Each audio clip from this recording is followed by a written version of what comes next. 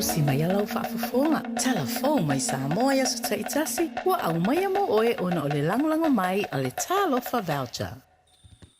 O te whātalo whero tātu o tunu o le whaapoponga o le tautua mai Samoa, usi mai alau whaafonga. O le whaawhainga tā o le tapena ina o nisi o whanua o le soata ma le tere o le maa, i le fuafuanga e whaatoa i la autou whaatoanga, po le fausia i fo i o pā mo ati na e o manu papalangi.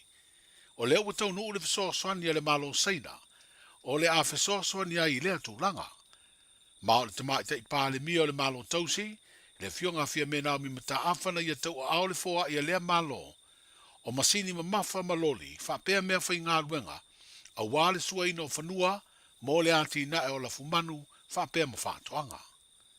E 5 miliona tā lale tau a whai o lea fesoasoani, e peona au mai ei masini ua pato po excavators e 5, e ono palau, 5 loli pa uono ma le 5 loli pa usefuru, wha popo i eima mea whai ngā ruenga mo le wha o ngā ina, o ia masini ma mafa.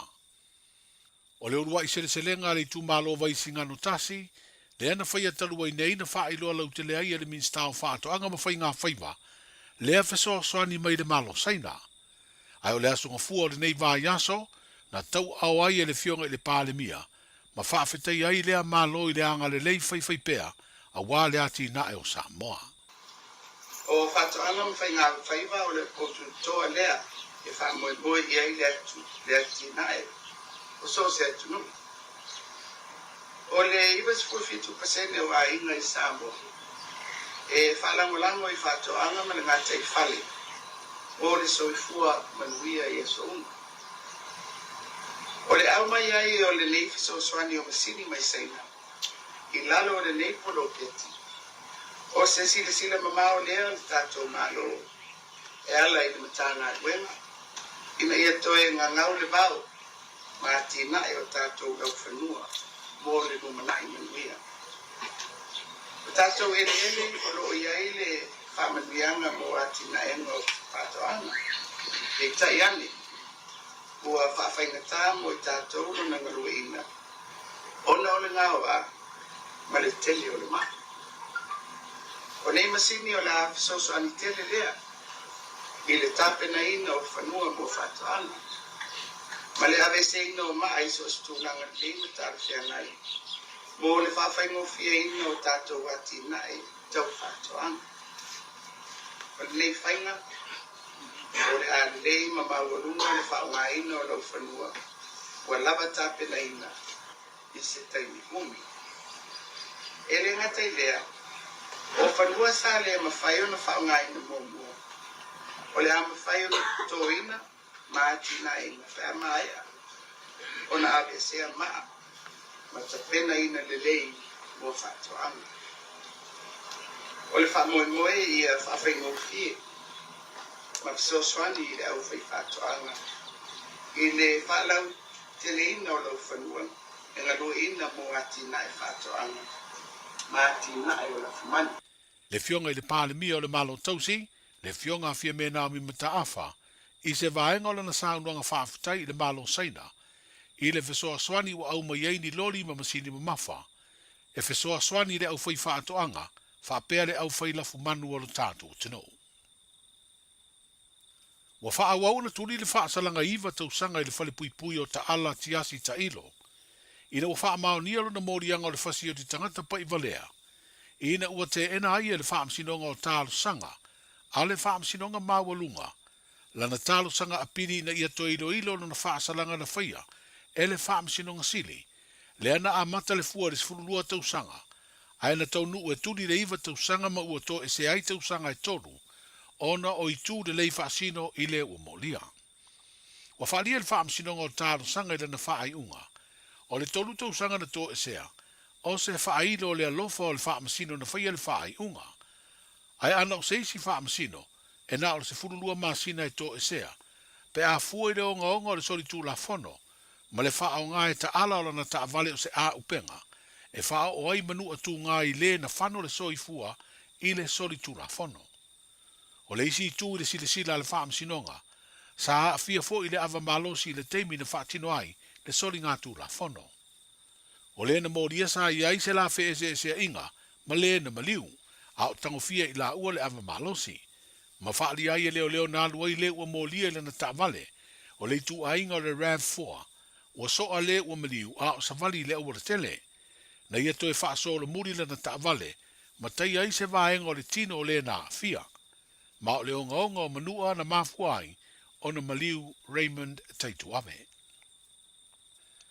O le fionga whauru sau Rosa Duffy Towers. O le urua I whaipule lea na whiriwhiria le aia inga o le 10%. O na fō tama I tae I le paia inga 10 o le pāle mene. Ma le tausanga luafe 10 I le lua afe lua tasi. Sa tau wā o ia le nufo ngā ngai fo maunga tolu.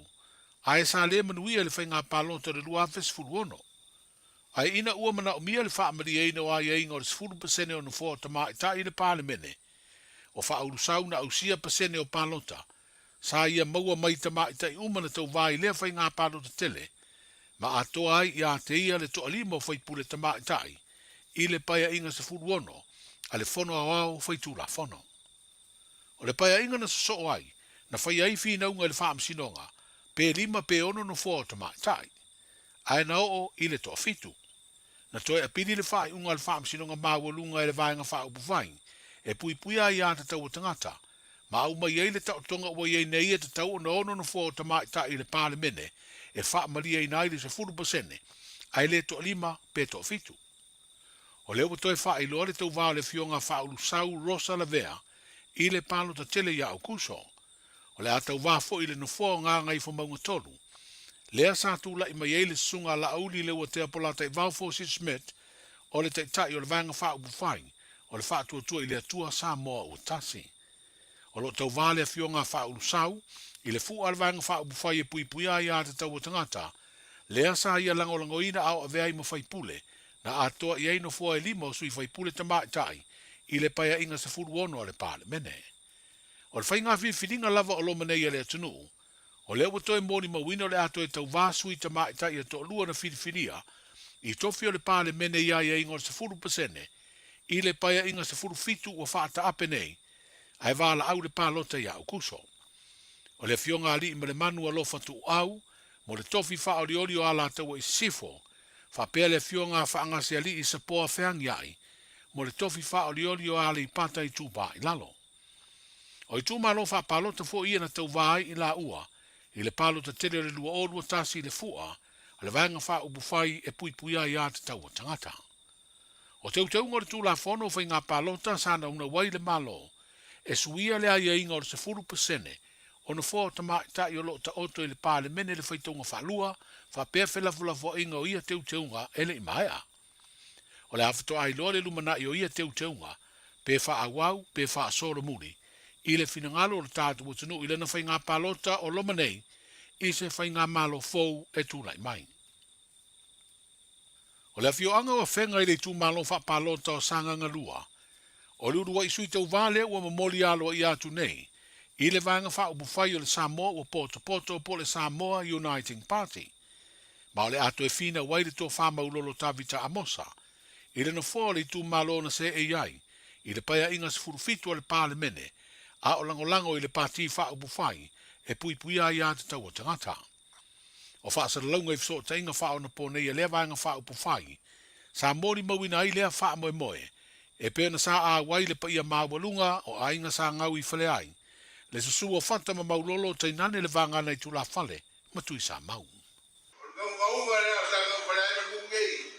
Ori mai la consui tu ao ana para pegue oi ro lai la ka kopu la nga moi lo ara runge la nga ho la runge ya ga le ya kwa ara mo bola ku yo mo wir pa mo be e lo fa da ko mo wir pa mo be te ko kafi ma ko kala ele gamba waso ma ko leo Pupua lomba kulur kaya ngei, payaku, apa mau lomba gila ku, jangan deh kuah, kau mau, kuat kamu mesti deh, payaku, ngai wow, payaku, ini kufa fai, ngai wow, tiga bagu kuat aku sambau, alo pada ku, aku kita fokus pada ti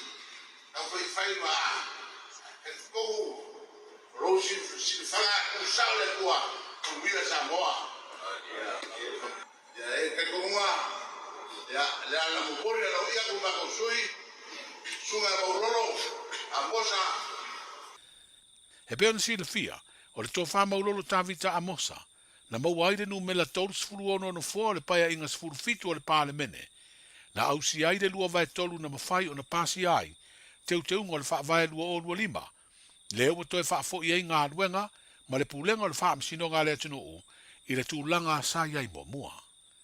O le wha alalo le fio anga o whenga, i le mamoli nātu o no lātu sui tau wā, no lātu tau au ai le mea lofa tupe se furu afe, mo le vaenga wha upu whai o le Samoa ua poto. Wha pia fo i le lātu wha aloalo na tu i nātu, i le teitai o le pāti le fionga le sao wha pito, le fionga fia mea nao mi mita awha. O le wha iunga o le vāi aso na te nei, wha pia fo i le amatanga o le nei vāi aso, sa mamori atua i fo i nisi o sui wha atutu.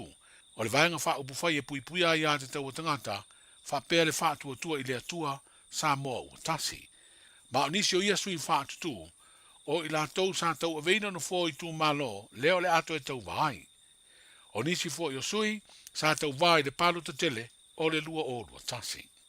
Tala i o le nei aso, soifu. Ta lofa lava, o le siu fofonga le nei o Samoa, le Radio Samoa.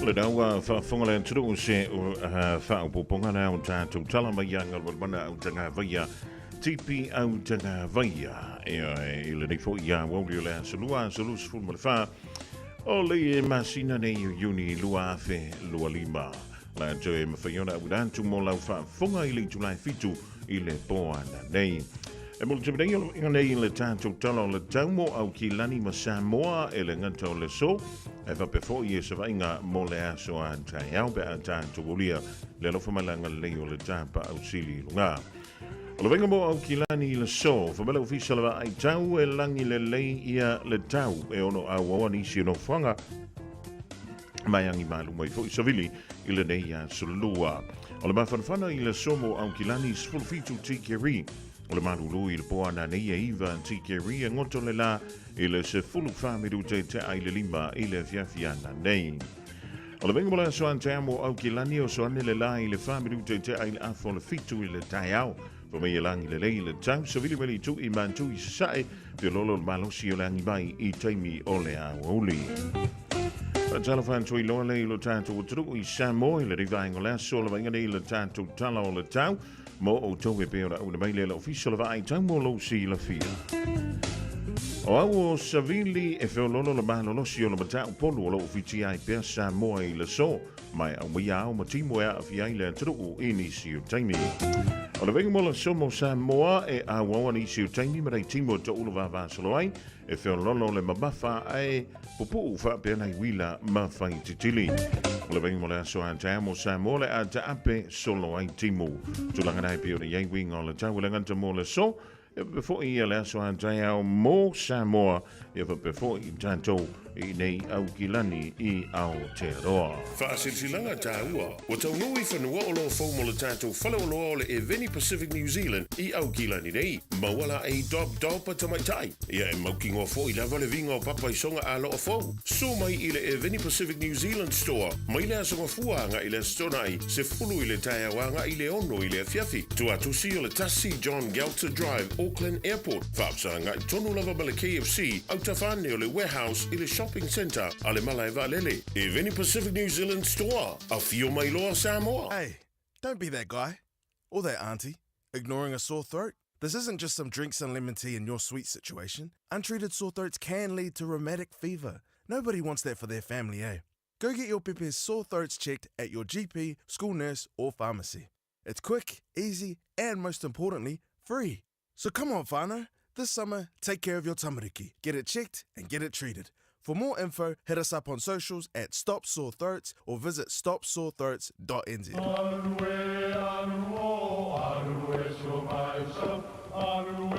O Samoa o le atunu ua mai a o na tofi. O le la au ua mai a o ngā tātulanga e le to e tau au whangaina. O le vai fo i ua malili ua mai a o na saiki. A o lau polo kalame o le vau filifili. Ua na o se toi wha manatu. Ua na o se toi whangu whangu i au ngā nuu Samoa. Mau upu ta oto, mau upu tu. E ala lea i ala ngā upu ma muanga ngana, ma le vau ngana. A wane i emisia le tātou polo kalame. I afi o aso lua ta itasi le itu la e valu i lunga o le Radio Samoa. Ia manu ia tele, lau mai moanga, ma lau whaasaunga Samoa. Wasilia ma le luas fulu tausanga le tautua le Aro Memorials. E ngau sia lantou maa whaamanantou i o loa anangata. Maua maa e fua i lau whaasoa. Ma whaifoi ona lei bai, fausia i lau manao, ma la foina i Samoa. Tatala mai le asunga fua i le asfarei le mai leiva i tai au i le lima i le afiafi. Ma le astona i mai leiva i tai au i le tasi le awauli. Awhi o ne loa i le lualua o Massey Road i Mangele, tolu tasi tolu Great North Road i New Lynn, po le tasi whantolu Cavendish Drive i Marukau, Petra Yane i le arrowmemorials.co.nz. Le Arrow Memorials, wasilia ma le luasful tausanga o lana tautua. Tasi lima I watolu amo. Radio Samoa.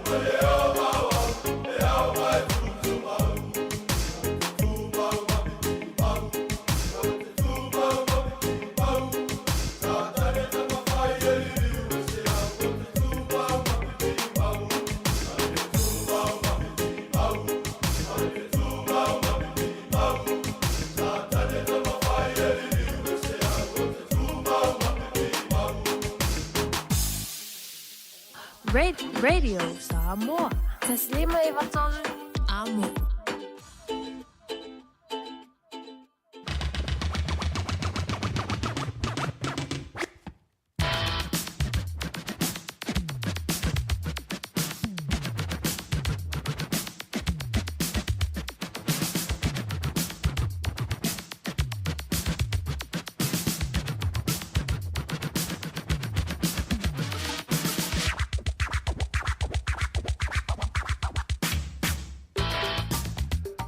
O lewa se atula tātou teimi a lua se fulu ma le tolu miru tau te nei le tulai se fulu ma le lua whenga i le atru. Ma vai ainga ma whenga ma lolonga mai fo i ngā ruenga tutu ma whaiva alo filima o le reia so lua le a so lus fulu ma le wha.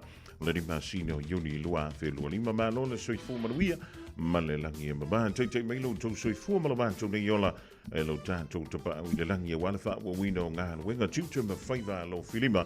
E pe ora ngā pāti ai lo tau pa ia ma lo tau manu e le ngātai tono New Zealand e pe fo i tru e ma maho ma lo le soi fu manuia e ma le langi e ma ba fa manu mo mo wingo o le tau le riva ngula woli i manu ka nei a jalo sio lo so longa le lei e fu fuanga lo fenga i ma lo tau pa ia ma lo o tau malu pa malo antu le telenga ia ti e pe ora le tau ma tanga mai le tula iva si le fo i le tula se fu le lua i la woli o le so le wata tu ma tai le polo kalame la wa ma fonga mo se yulia e le tu lai fa i le fia na nei ma lo le tau e ma lo fo i le toa i lo tu pa ia ma lo o to man o le mele o le manu lu e le fa ya se fia ma lo e mo se fia ma lo si ya ya to ma fo ti so ta tu televo fi war ko inga ma le ma ko fa mai fa le o fu ma fanga fa le ko king ya se ivanga na wa amatana Itali e fa longo tu foi lele o tau puni la manava e va tsa e usta ilona ile ia ai o le mepi tu silio na tawa o le vanso mulmulina yo a onga ane fana o le tove yeso nei o le quanta lona lu fe le vafi o le anu aso a onga e peranga ia treina ia tanto walo ia maria tanto fana se temi le to mau e ona e tau mai na foi le ala tu li poti pena mai tau ma fainga le fana ile vaenga mo pole afa mo o le tausanga o ie teilo ai le tamititi nana e alu wantu le tai au e momoli alu wantu si tai mawhai ana mea onga o ivo e teilo ai le tamititi o le te tinga ai na te pena i le tai au nai alu wantu e si ana mea lai whai o i le onga ai e maa lia fwoi mene o tamaiti e iei tamaiti e vave lava na iloa a o la iti i mei o a onga whata i tai a onga tūlanga mua e iei whana e vave lava ona tātou maitawina e le nganta e maitawina e mātua e maitawina fo e whaia onga e a le vave o le lantou pue le vave o na matala o lantou mafufau a iei fo i la whana se i vangana ua o ilunga i le tūlanga lua o inala i te vaaiai le te le o le suinga ia o nisi fo whanau i sa usika ia makamalele makingi le le tula le onga tulanga momo e o kolo i lunga o korisi e pe ua maua le sa o le tonga wale ko e kele aku yengi kala le whaia onga waku warka makiki e alunga ia e whailo na fia a wa o tua le onga tulanga lua ia po korisi tonu o so se enturu o lo tali mai ai ale university ia o a onga taumatata ese e o tonu university ma onga matata ese e fua lava i le nau ta inga o le tamaititi. E wa o pisingisi mene i o a onga. A le ise tupe le mawhai o na wha ngā ioi. I a tūlanga umai te tonu o so se a onga. Tāti e ia se leni le e maua mai ele fsoswani. E mai o i le malo. Ai a le nau ale a onga la towe i a to a telefana. E hanga i antu le lantou kolisi po le lantou wa onga mtanta ese po le lantou university. Ia lona winga, e le ke le fusi se lengi o la whapelea o na maua, e ia onga mai a fo university, mai ia onga mantanta ese. E o le mea lalea e taha wainted, le ngā luenga whaifa tasi e tātou mātua, ma whaia onga, i le aputina leo la o ina o nei e tātou walu ma whanau, pe ana u whaiatu, e i tamaiti ma whanau, e vavena i loa, i le matala o lātou ma fau. Mai le teimi e hoa i lea onga amata, e mawha solo anto i loa i lea onga tūlanga mua. E i whai whanau, e o loi lunga o kolisi, e ana i loa le ina i le swinga. E i whai la malisi mea wha popo, ona o le watātou i le tanu tolu fau. O le nei fo i vaitau o le soifuanga wa tātou iai. O le sawa o le teknolosi, lea ua whaongaina e i tātou uma, e le na o le whanau le whaongaina. O le fo i e mawhaina whaongaina tātou mātua. Ai awa pe o lai te leil si le fiema le loa e le whanau, o le whaongaina o nei teknolosi whanei o le po. Ia tātou, ia pe nei lo tātou mātua. O longo wi, ke lea la lea whainga ngai ei oi, lea whainga o le iei tātou mātua. O la le winga la kākanari funga mo. E matu fo yo e anu wantu lo tali pola wa fine le fani. E te anu wantu lo na te le lo pola ala mtala fa i. E mai le a ngargi yasu. Ya e anu ka pungi mai fa ko. Ya nga e ku lo na ia le ma lu mai fa pe. Pola le me fa pe e ngi ka makiki. O ye so o e ngi ngi kiki. O ma fo na tantu matu. E fa nga solo. Ile swinga o meni o fana. A mi se lava. Ele te mile o sefulu lua, sefulu tonu, sefulu fa, sefulu lima. Eo, e fa solo kulo ilunga, ua akiri ai. Ngā le koe maua se hawa ngoa o kamanga, e fia kalongoa mai ia tātou matua. Se i vanga nā lava, ua whaise lotu pe a whapea, o nai maua lava no ele fiafi, e whai ele lotu o le tau ainga. O lava no le leila le dama lava no wha aurona, e te wha no foa i lano no mola kamakiki mana kengi kiki. Ma e whai en tulo iai. O e lea wefa. Po o e lea ri ka vika. E i se me o kupu. O le mene i o konga nga fo i mai a lea aunga ko kongo le poku. A vai a kule fisi. A e loka mai le poku. E i se me o wha le konga. E manatunga nawe. E i eita maiti. E wha a whainga tau na talo no mai lumo le to te leo tangata. E i fwela le awala e fo le wha whika uli daga. A e vai a ku fo i lele. E pe o la mi mingi anga i kongura kama ki kere fia tau tala mai. O na wha pasi leo la vanoana. Aua le wha anua i le kaimi o ka kou le fiafi. A uma le leia, pe i se panga noa fo i lele. Ya, o na tuwe le po i o nul tama po le tina. E whainga o fie le wha soa mai ai. I le antali i po le afine, o le whainga ta. O na wha ai loa mai o na langona, i luma o le lau tele o le tau ainga. Awai, a e ngofo mai kaua penga me i o tamaiti. Ona e sila fia i la i lea. Hele ai, e se ale mele sa la whaia ka kou i sola. Wa a sola, nga pongi a ngea, whailo mo lupu. O kaka koia ko loku, e maua langa siampopo. O kaka e misi mai kongo le whale ke meo le loku, e maua langa whasipovi ma simba. O taru phone, wa tele mahano anoa i mea ese. O le ua wha atu muai taimi, o nei a tātou walo, ma tātou whanau. A le vave la i ei tātou mātua i le vālea. O longo winga, e tia ina tātou i tua, e mene i o teknolosi whanei o na po. Ai vave ai, o na e se ale mea, o la ua au ngani i ai, i a mawhau, ia o tātou walo mani a tātou whanau. O le mea lalea, au e ki whapeangi, se ngā oa ua leo kei roa le makoa inga sa ve urunga ke le fungu. Ioi. Masalo e wha koro winga wha inga le malamalama na ui i whanau. Nei lo tātou ni tele o le tei. O le mea lalea, a iei se kai. Ia ngai whaile iei si oa karipo, si oa fine. Pea veo nela iti, ia po grandchildren fo. Sei sa ua siau kama. Te mai ngā nau kere fong, tau maka, ia maka kua i lunga. Ia nga e kangolo la ia le sue. Mau ili, ma e alu iei kokong. Awa e rei roa alu kokongo o mea ngā o Instagram, o mea ngā o TikTok, ia o mea ngā o Messenger, ma mea ua whapenga. O longo winga, o ngā lawa e makua eki asi au whangau ia ki oi. O le hare winga o ngā kānari i whongamu. O le nai makua sa sau wha awhi tamaiti. Ia te oi, wa ngā ngā whakua wai, ngā mea o ngā i e runga i. Ma lau le roa aku, e inga i whaila la hiki. O ngā e fo i o kokongo kere whongi. Ngai leo whaari a tua le whanau i a te utong. E ole bela le, taun tātou manga whangawhai. Ole vea subuli di. Ia. Te leilo ia tu e pole a sautalana sa whai siau whanau. E ngau whai lau whangau le amakanga or kau sangarangi. Ia tautua nā ma au tok. Ole ku waku o koko ki o i lea onga, to a anga i lea onga. E oi, a mai le whane, whaive au raka ko a inga. E oi, po where me ki aru ye, alu e whaifa leira ngā mea, au e ke wha pa o le whainga. Au e ke wha ka le le whainga. Awai koe fo uma mea kalanga i kia. Ia le la wa afa le tausanga. Ia le foi la wa uma o fa ku hei.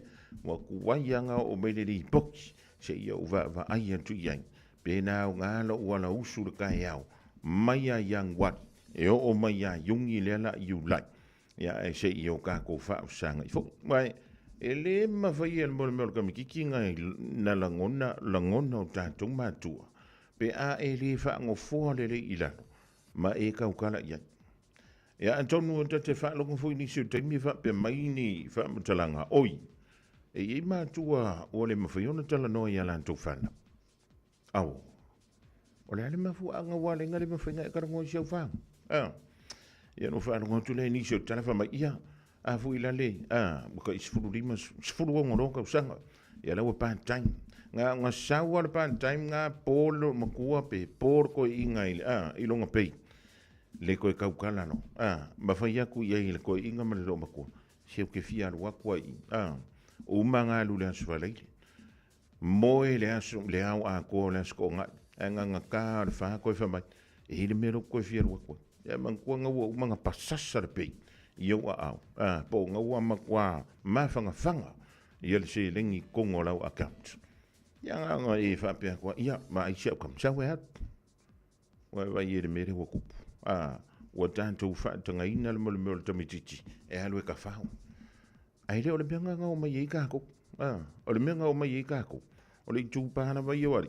O le asko ngai ka penga i le whaapusa. E oe. Ia whaampe foi le ka kifia sona wale ko ke le wari le ka penga.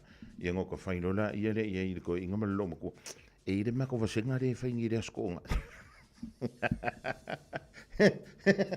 Ia a le o nga e makore nginga ia vengi le askonga ia ka fa ko ifo ia wa me nga au la ki ere fa mai aka ko ale me ki fi ai nei ia tuno ia stona ole tele o talonga e fa ia stona ole me nga ele me fa ia ska makiki onga fa mai se wa ko ai awane i se tia langa we ma tu o le me fa to tal ia la to fa na langa wa pa le se lengi pa ngofo pe alu ka mai kiki por kin kiki fenga wenga o nga alu la ia le fai mer ke fongi fo o el chinapo o el tama ia nga pole sa lo ko ile lo ka mai kiki o ka ko ma fo fo ala fo ko as furuongo la fo ko as furfiku yo se vai e me o tupu le den yo nga ki nga le nga va ia ko la se se mer ka mai kiki la fai ala wa ku ya la nga fo i ke ka fo ya ko fa pe mar ka mai ko mai la ke fo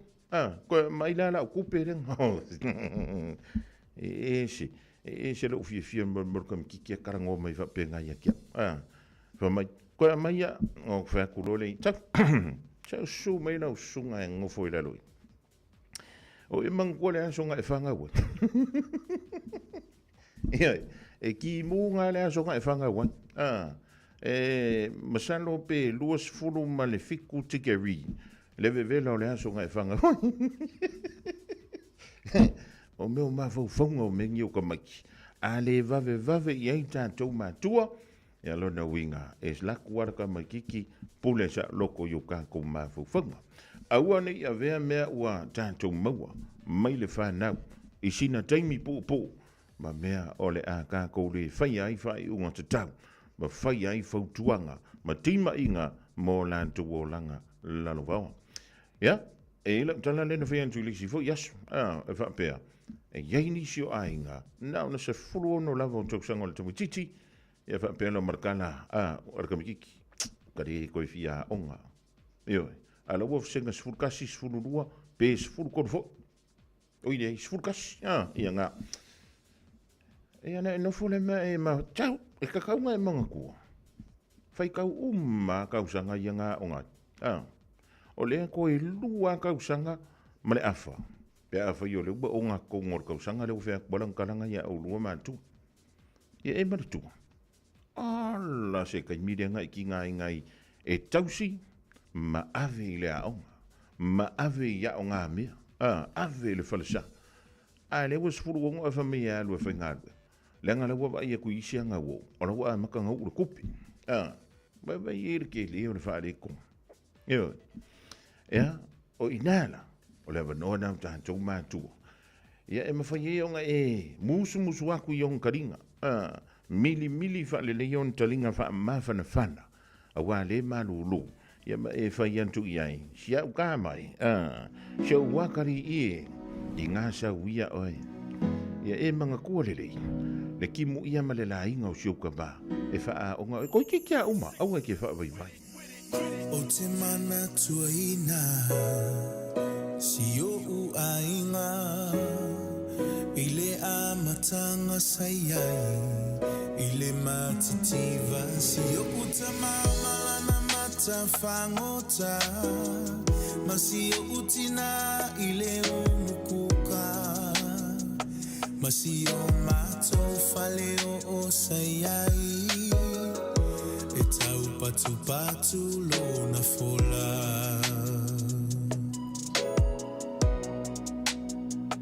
Ae atu la ua onga. O faatali le faiva. Ma uta fui paelo. Mala ua mo. O te savali le nu atoa. E faataua o fangusia. Se tupe mola upili a onga. Ma mea fai asi o ainga.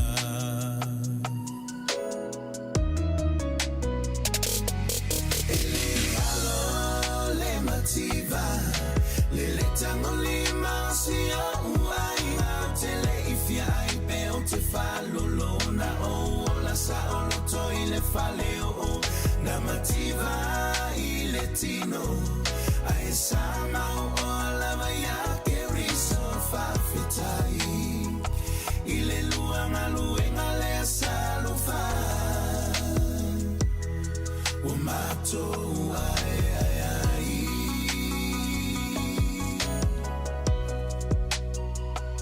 le mato tua Faita ito alua A esusu e lava le famalama Mato e te paitua Ile fainga ta ole olaka Na tau asama e na imatua Ele kalorua nganu ekna Wamanui ai patau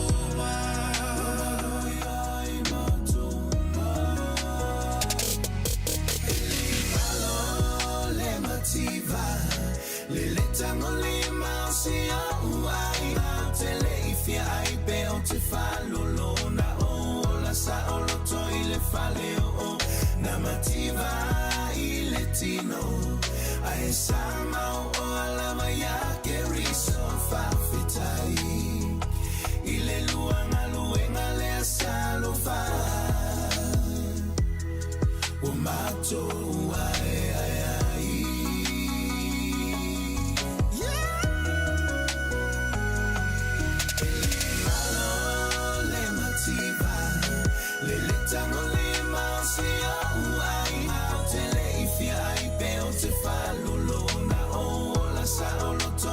faleo la mativa ile tino ai sama o la maya yeri so faxitai ile luenga le asalo fa afita mato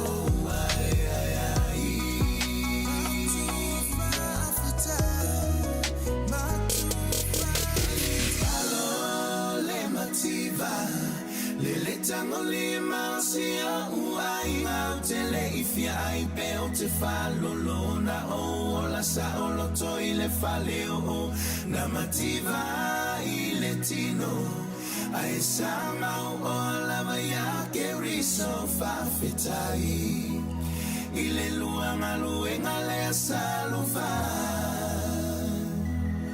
o mato ai Supamali dal sunga ya sai Frank Solai le divango la uli le ngalo le motiva o di ngalo ya le mena tanto wa soifu ma o la mai a whaina le tango lima, o le ase whaamrianga wa e mau, o ani whaamrianga se tele, o le na wale lingi whaua atu e le tātou te pāu i le rangi mo oe, e mo sio ainga, au ne ngalo na, toi whafo i le vi inga, e mo whaamtai i le ana mea umai e tātou te ae. E le mawhina la loa whaatalawantu ia Junior fua muamala ainga le mawtawai dai Brisbane i Australia, Junior Moli, ma le lantou au whainga aluenga le tidai a sulu mata mua J. Walls o le mafuta mai le rivaengo le awoli le tātou tautua Maria le sina tawai dai sini le mwana Peter Puava e sau le mafuta dai West Harbour au ki lani o amale tau ia tautua Peter e a maruru kele ia branke kia mangai fuara au seko alia pa mai Sacramento California i Amerika e Pio Sefo ma le fatasi mai fo le rivaengo le awoli fio tanto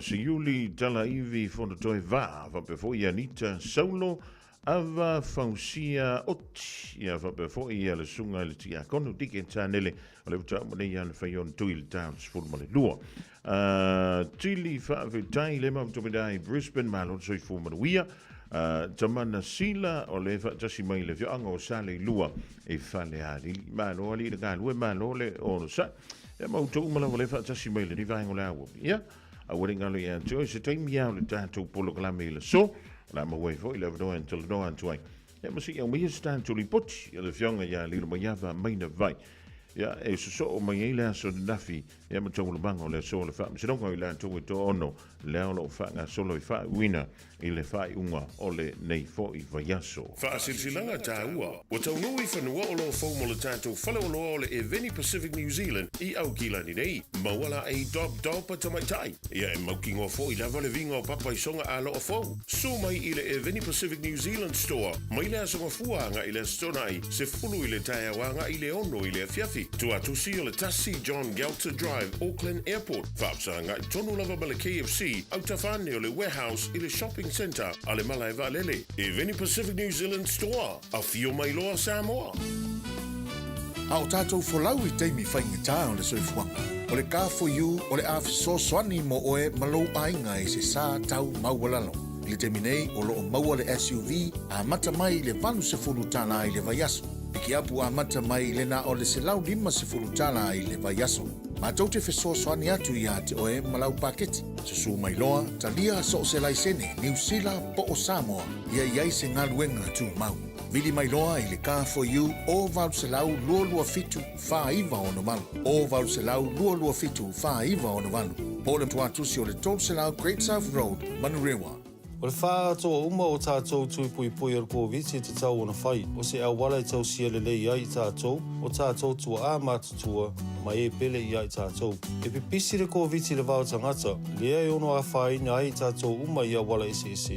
O nisi tangata e siri atu ona tinga aina nai lo isi. Mo le pui pui a oe mai se mai onga. E whautua ina le whai o le tui pui pui ar COVID mo tangata uma o 5 tau sanga malunga atu.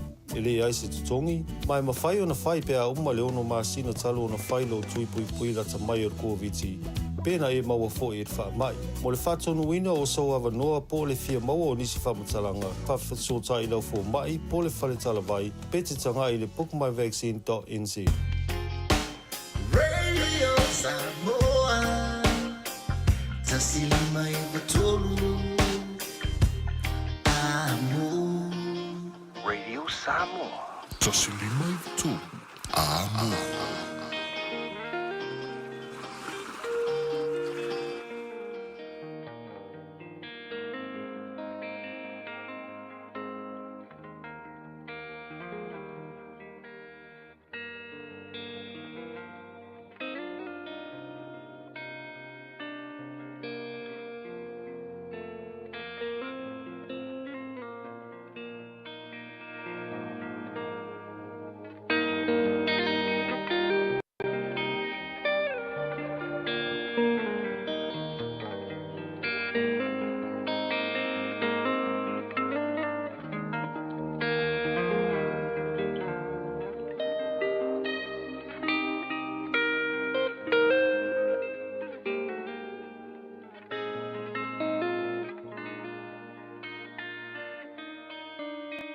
Lui tau mo le aso.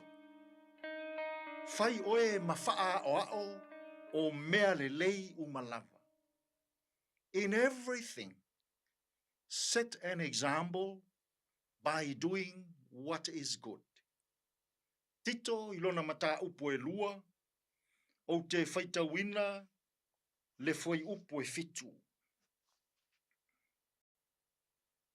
Ia avea oe mafaa o ao ngā luenga lelei I mea uma, ia e a o ao I le mata upu ma le faa maoni, ma le faa toia ina.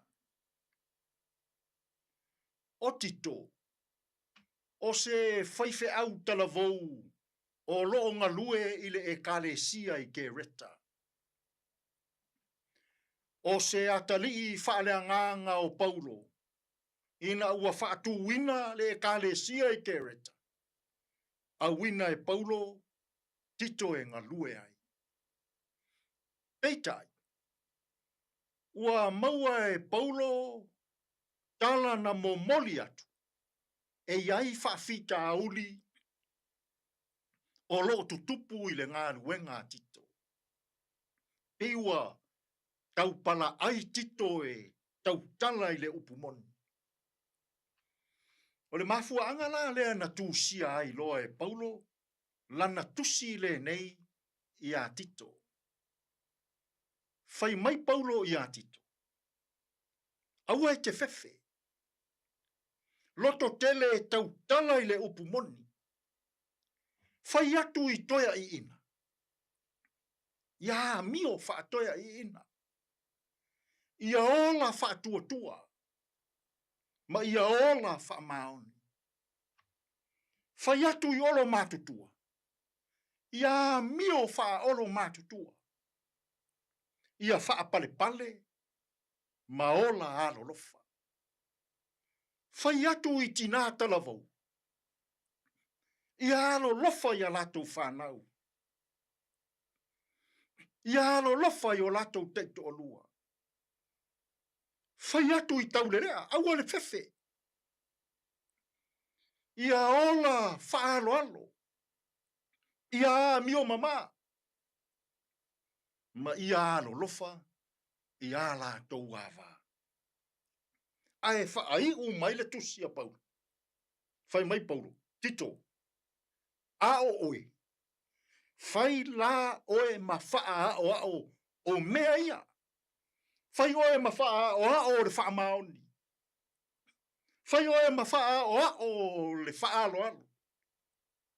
Fai oe ma faa o le loto alofa. Tasi lea whawhita au di tele I o tātou waso. Wa le aini tangata e whai ma wha o mea lelei.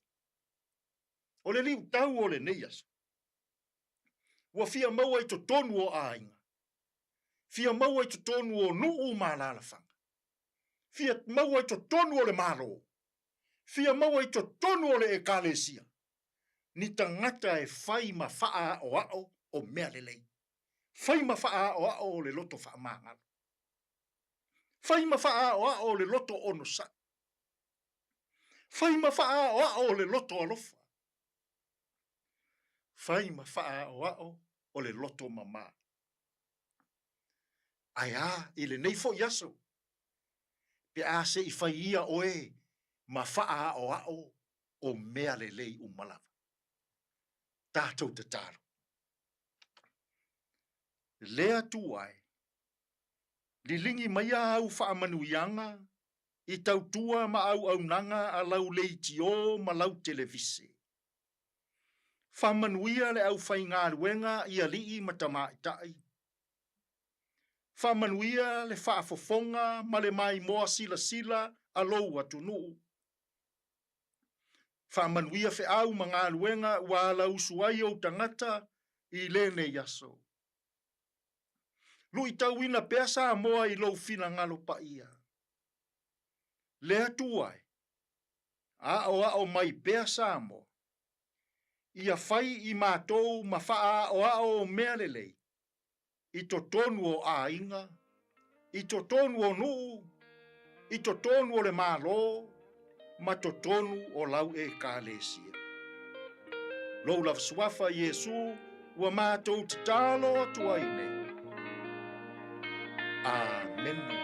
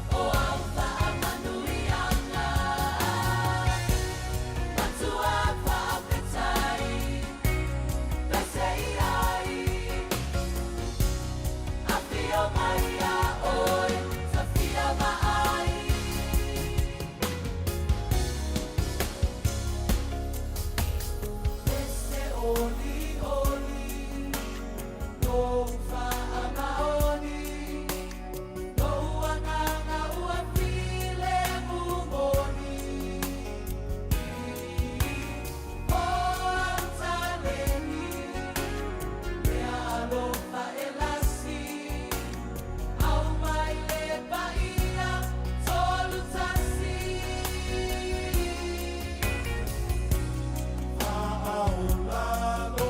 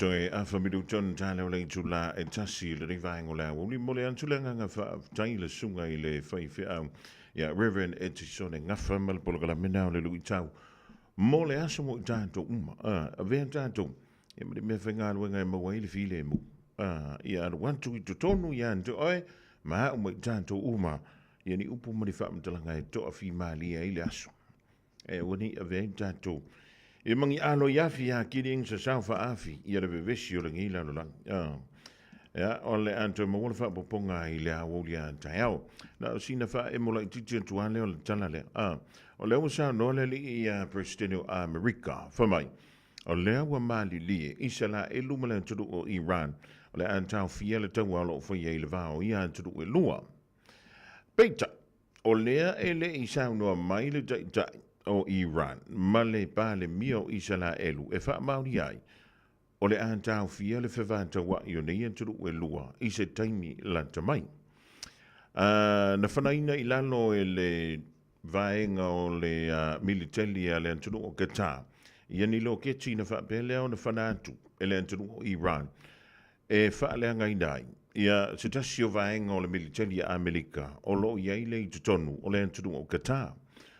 Ya ma sa fa pelea ona muli mawina ya ua mana malama foi tanga te whainga wenga mai a Amerika o ye tonu o se le tu o le afu o se sa e tu tonu po antu no ya o le antu alapi ya o le wa amata na fa sanga mai nei Iran ya e pomula to i se taimi le o toi mamau ya ma ua sa no foi le li pa le mio New Zealand ya Christopher Luxon ina ia fa o wina fa talanonga ya fa i tia le mele o le fa ngai no pom ma mea e tupu wai tawa ma malili wai a tangata ya e fa waule tala no ya ma le temini o lewa sauni ya le fuava tau New Zealand ya po le fuava lele e awidantu ya se tasiona va lele o le tu ainga o le C-130J Hercules va lele fo lele pepe a le Navy New Zealand e balanga antu le avi se mai tanga tanu New Zealand tonu isala elu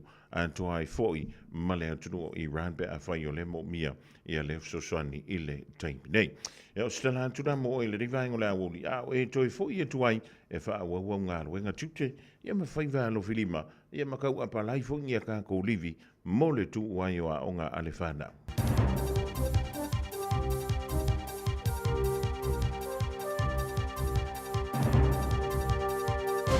In this update, President Trump's announced Iran and Israel have agreed to a total ceasefire, although the countries haven't yet commented. Iran's retaliated to US strikes on its nuclear sites with a thwarted attack on Qatar, US Air Force base, and also reportedly targeted another base in Iraq. Oil prices immediately tumbled and commercial flights have been disrupted. JD Vance is claiming to Fox News Iran was very close to having a nuclear weapon. While we have obliterated the Iranian nuclear program, our hope and our expectation is that they're not going to try to rebuild that program. The Greens are accusing the Prime Minister of doing little in talks overseas. Their legal advice suggests our government's investment in exploring gas goes against its climate and trade agreement. Co-leader Chloe Swarbrick says Chris Luxon is swanning around overseas, trading on our reputation while undermining it here. The reason that I use that terminology quite flippantly is because I really want to make it clear, we really want to make it clear, that the Prime Minister is talking out both sides of his mouth. Judith Collins says the PM is flat out at NATO. I guess that's what the Greens do when they're ever overseas. Swan, or we don't. The Finance Minister says Ngāpuhi leaders should be responsive to the needs of their people. New Zealand First Minister Shane Jones is drafting a bill to require a single settlement with the iwi, the country's largest. But the government says it prefers one settlement, but is open to dealing with subgroups after division within the iwi over agreements with the Crown. Nicola Willis says large iwi settlements can deliver huge social and economic advancements. It's sad to me that the people of the North, who really could do with that capital injection, are going to miss out because of the posture of their leaders. Hopes a boost in GP funding will help the struggling sector become more sustainable. Health Minister Simeon Brown's confirmed funding for clinics will rise almost 13.7% to a total increase this financial year of $175 million. And that's news. To sport, and Ollie Norris is reflecting on how his maiden All Blacks announcement left him genuinely dumbfounded. The Chiefs prop will go into camp with the squad tomorrow after being named as one of 5 uncapped players in Scott Robertson's first group of 2025. Norris says he found out the good news while watching his TV at home, like everybody else. Oh, I sat back in my seat, I didn't hear a single name get read after mine, and just looked at the TV and couldn't stop thinking about it, really. All Blacks basketballer Sam Meninga has reportedly earned a call-up to the NBA Summer League. ESPN reports the Breakers' big man has been added to the Los Angeles Lakers roster for the off-season competition. And that's sport. I'm Wendy Petrie. Talofa Samoa, waule nei o kasfutialu, awal suia lingila o le kio. Eva mai ina se fulu lima iva kolu, Amo, Radio Samoa, Vevela a.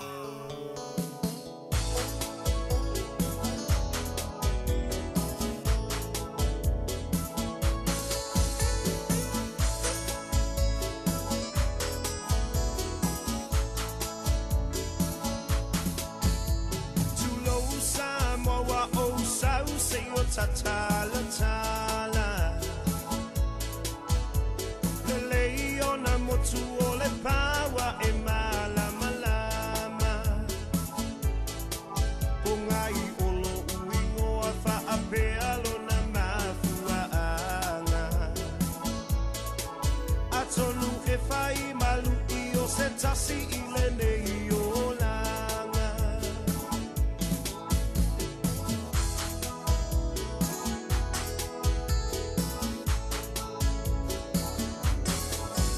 Tasiva valulima e te upea ilo uanganga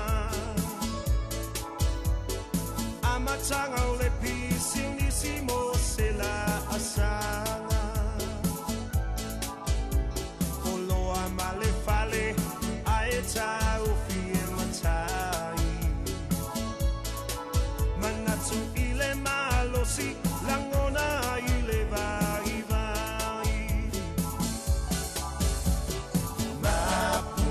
Tina ole olanga Samoa utele fatufua o setala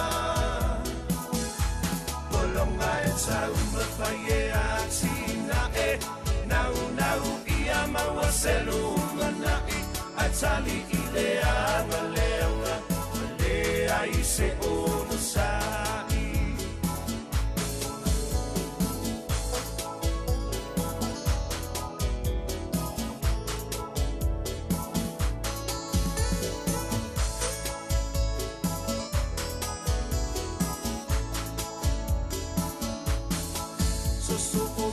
Tau sanga feanga I pea mawhainga tā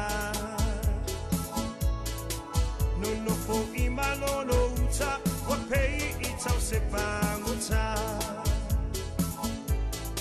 Salafi avea I Solomonia I le tula pono Whai mai e tafi e se ita o whanue umi e sa o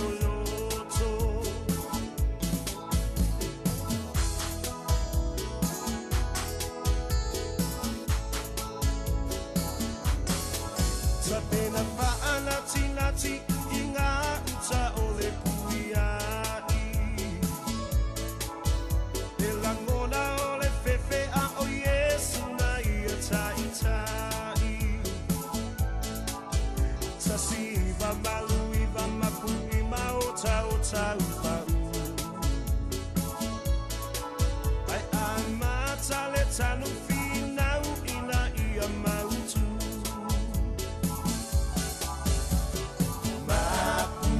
Tina ole olanga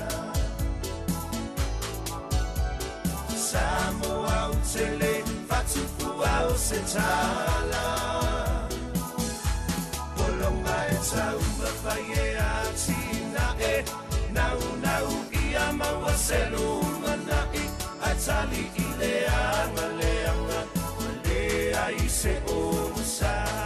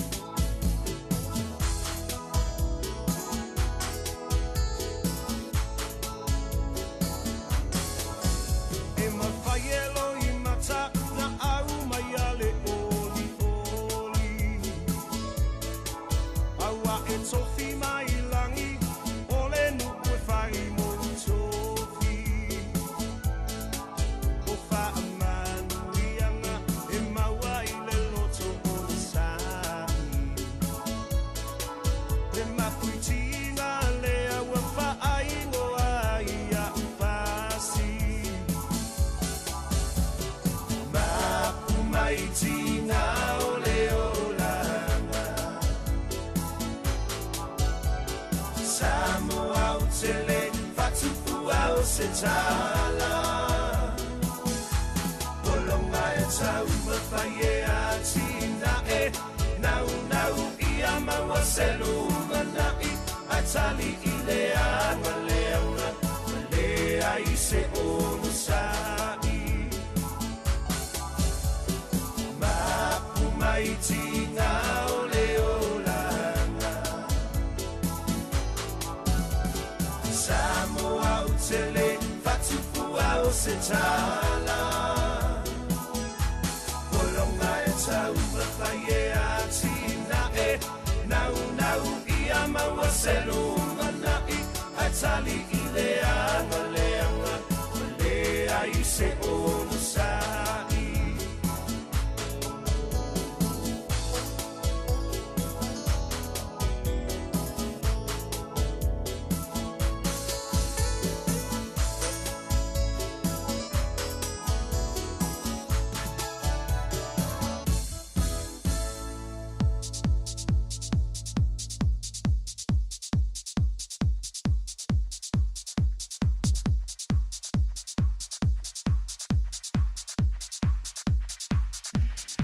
So whakamali e nao le wha ili ala mapu i tinga band i le rivaenga o le woli ma le pese ua whaiko i na mapu mai e tinga o le nei o langa e le isi siu tātou e le fia mapu.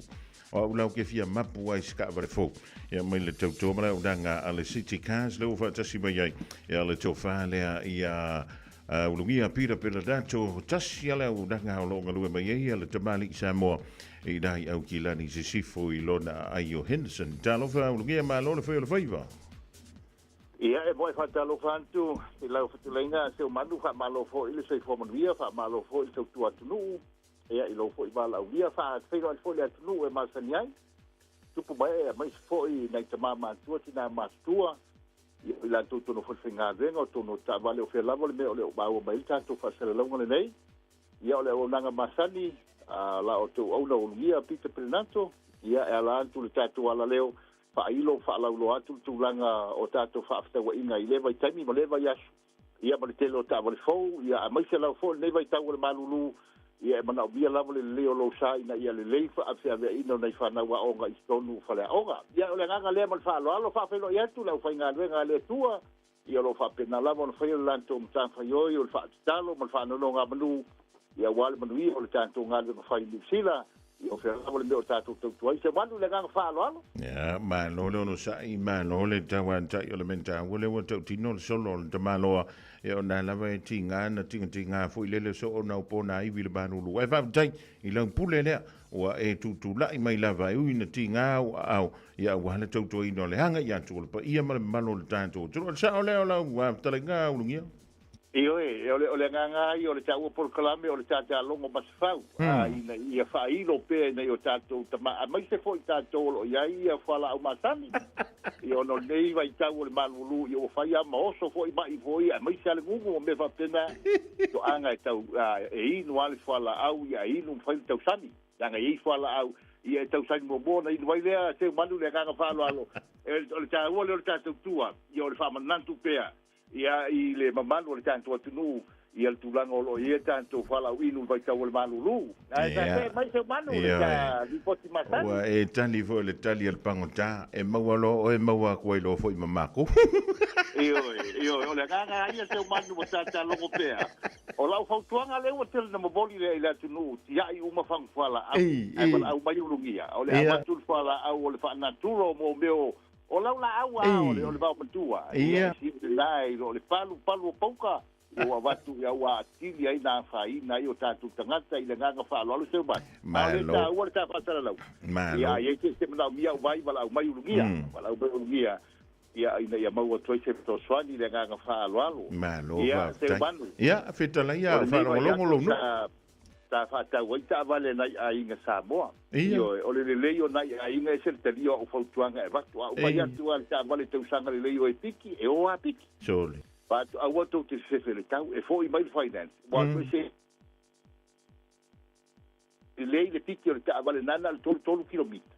A lua fe surbalu ma lua fe subiva e lua ta vale na avil vai a solea ia o la bodi atual fa tele lava i nei o tātou a inga ia le manatu mai fo i le tā whaasara launga ia se umi na fea swa ia tasi ale aso lua ia ua saini foi te po ta'avale nei e lua i maumoli atu nei o tantou aiga eua nei galo o le lava te nofinofu atu i nei le tantou loto a ia o le numero le tatou telefoni o le olua tasi o valuvalu fitu lualua fitulua e maua mai ai lugia so se teimi o le pō ma le ao lusu fāfitu aso le vai aso e o la ala o telefoni e tali atu oe le anga ai le mwhaino o whātamana i le atunu o le vala au mai fia maua se fisosoani tulanga o tatou whaamnianga i o nei ainga ia no ia o nei si ainga o le au sia le tatou cashback ana maua whaamnianga o referral o no tulanga o financial o sau o le au sia tau o tatou tavale ai nei ainga na maua ana tatou cashback tai lua afe tai tolu afe ia e lo mwhaiantu ua le nganga o mea nei mo mori atu ia te o to e aua ne ngalo Samoa o nei tupe uma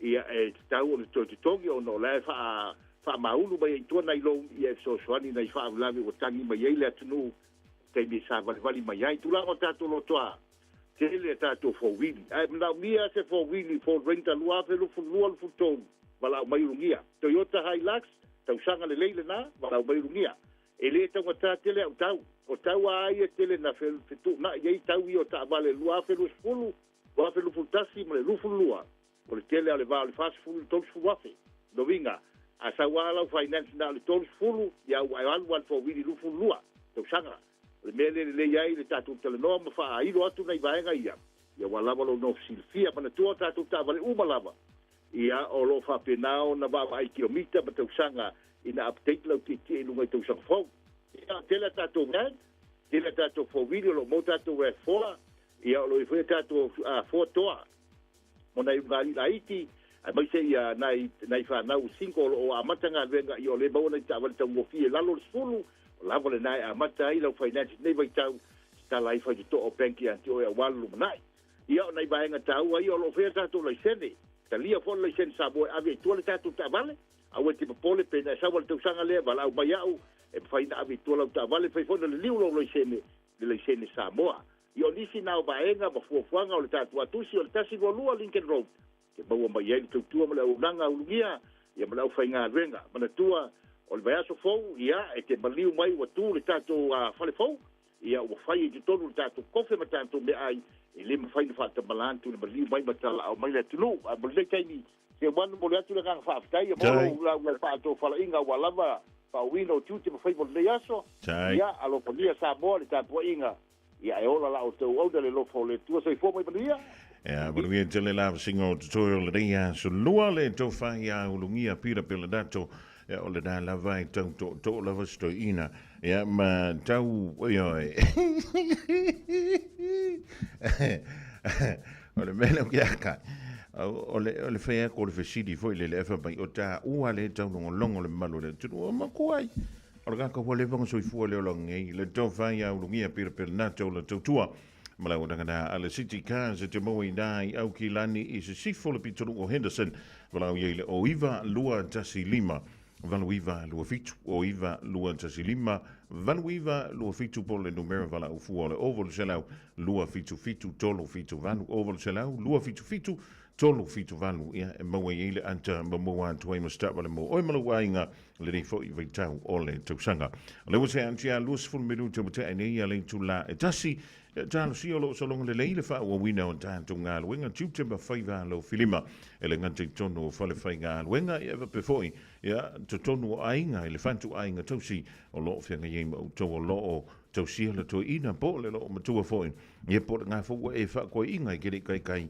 pe wa e lo makua e ke le los furu markasi oi talo vanto ya afa le tele va pefoi ya ta ele asuasu le mafu tome le vaingo la Woli Marianne Dillian le mafu tome na San Francisco i California Joita Roach Salanoa male ainga dai mele pone so ya taiso e oe male ofenga wenga le TL marketing lo ofenga ye male anga ya to le tato tro i le monto Samoa mangele Talvantu Tidaya Selina Siosi male ainga va pefoia Vimora Auguso nai sini ausitalia mele pone Tersa Godden Punimanta ya doi Kasiano e sete tangomo Mauto malava o le rawa saudi piki le fana wa aonga i se teimi ele o toe mamao. Tasilima 95.3 Amo. Radio Samoa. Bounce with that, bounce with that, bounce with that, bounce with that, bounce, bounce, bounce, bounce, bounce, bounce with that, bounce with that, DJ. Hey, hey.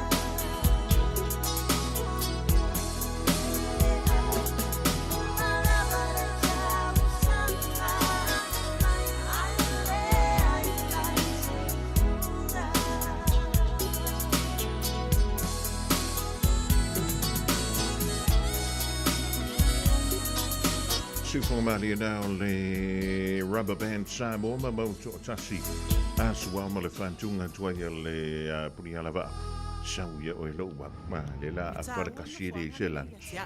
O le ala leo lo tula i atu. O te mana o e whaisi suringa o lo mātou plitunu. O le ala leo le tuuina atu o lo uingoa. O te le sao au kilani a te au. O lo utaimila le nei e toi tau i atuai. Wa o le lavama tamatatu I fafo. O le ala leo lo tula I atu. E te le o mafo te tula I mole tau pitonu. O lo avalore nei e te tau vai palo ta mo pitonu au kilani. Tanga iane il auckland.co.nz e te silafia ai. Being up to date with our COVID vaccinations is a way to take care of ourselves, our elders and loved ones. COVID is spread between people, which can affect us all in different ways, some more than others. To protect yourself from serious illness, a COVID jab is recommended for all people aged 50 years and over. It's free and can be given 6 months after receiving your last COVID vaccine or testing positive. To book or find out more, contact your doctor or chemist or visit bookmyvaccine.nz. O le vitu au lele ma le vitu ta iala o ngā amata e mawalunga lana au nanga tau early childhood education po a o ngā amata Samoa ma le Pasifika I Mangele e iai whaia o ngā le stala ma whaia o ngā lango wa lava tā pena mo le awa o ina o le whanau. E uti avanoa o lo o te toe awa lai te whaatuai ai lesi tala nei loa lo walo kala au mai I le olua tasi tolu lima fitu valu iwa fitu olua tasi tolu lima fitu valu iwa fitu e whaatulanga ai se taimi e te asi mai ai. Malo soifua o le se fufonga Samoa, Radio Samoa, tasi lima iwa tolu a mo. Se ki a Radio Samoa. Bread of life sent down from glory. Many things you were on earth, a holy king, a carpenter, but you are the living word. Say it now. Come on.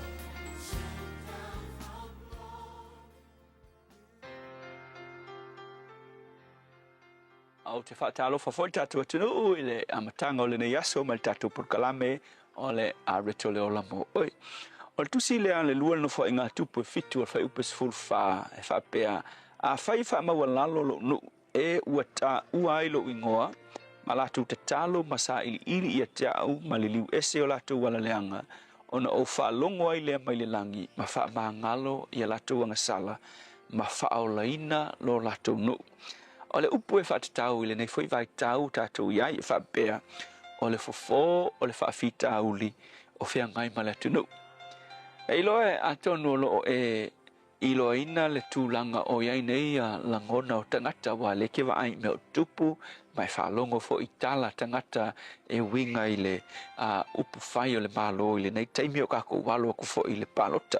Ma ua ufatu saina fo ia ule nei vai tau umi whapea o se vai tau ua pifule ua umi o ngā whaale lewa tangata. Winga le upu whaale lewa ua umi o ngā le mautonu tangata. E le ngata I e whaia upu whai o le malo upu mo polokiki. Ai whape nā fo I tangata lau tele. Ua le aise while mu, le aise nofo le rei le vāo tangata. E o fo I tangata fo I e sā uo o a inga. Nga ese lo pāki e langolango inga ke ia ua le ingi so kanga le lei o isi tangata. Se vai tau ese le I masani ai. Ke lola o le fofo. O le fofo e le o le whainga pālo ka le la sau ngei.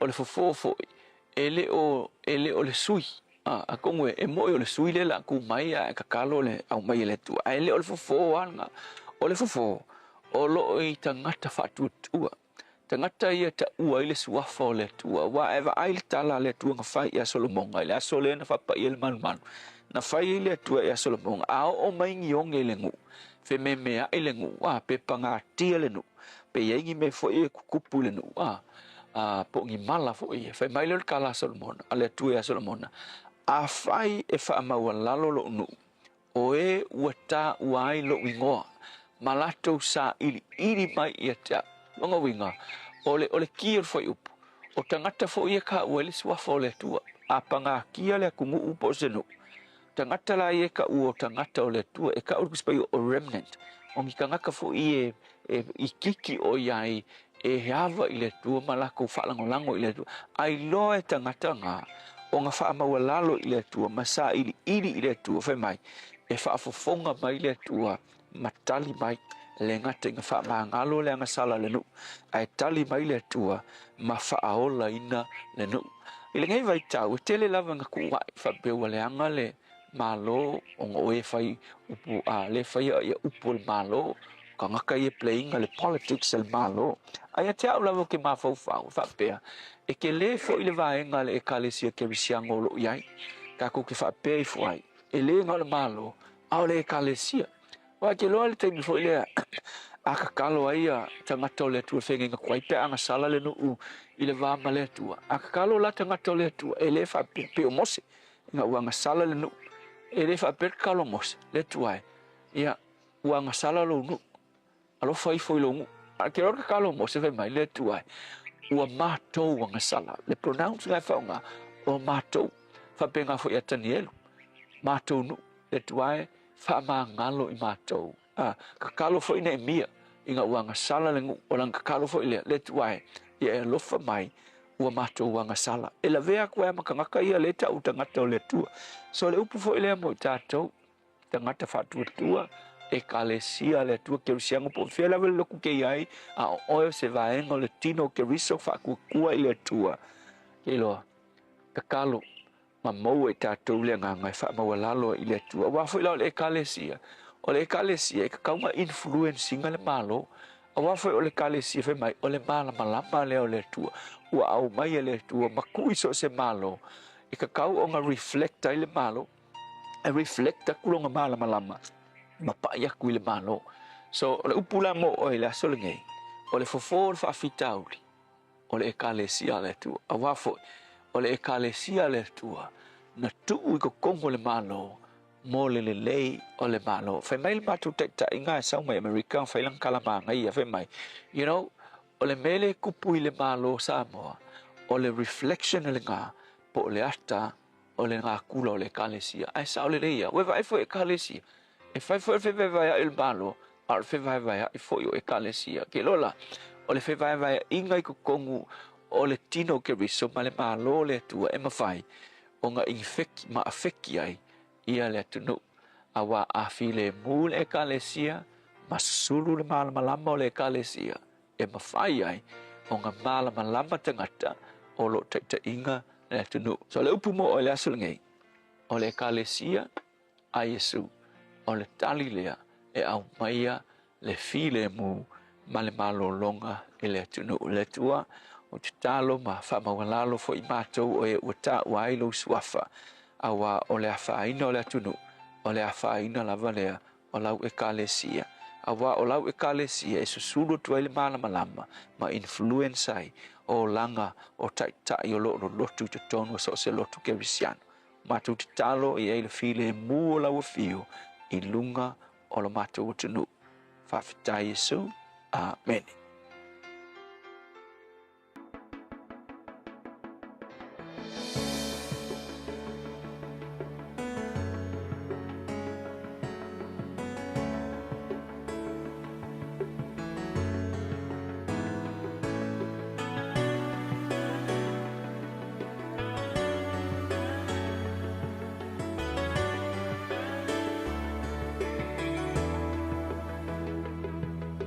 Say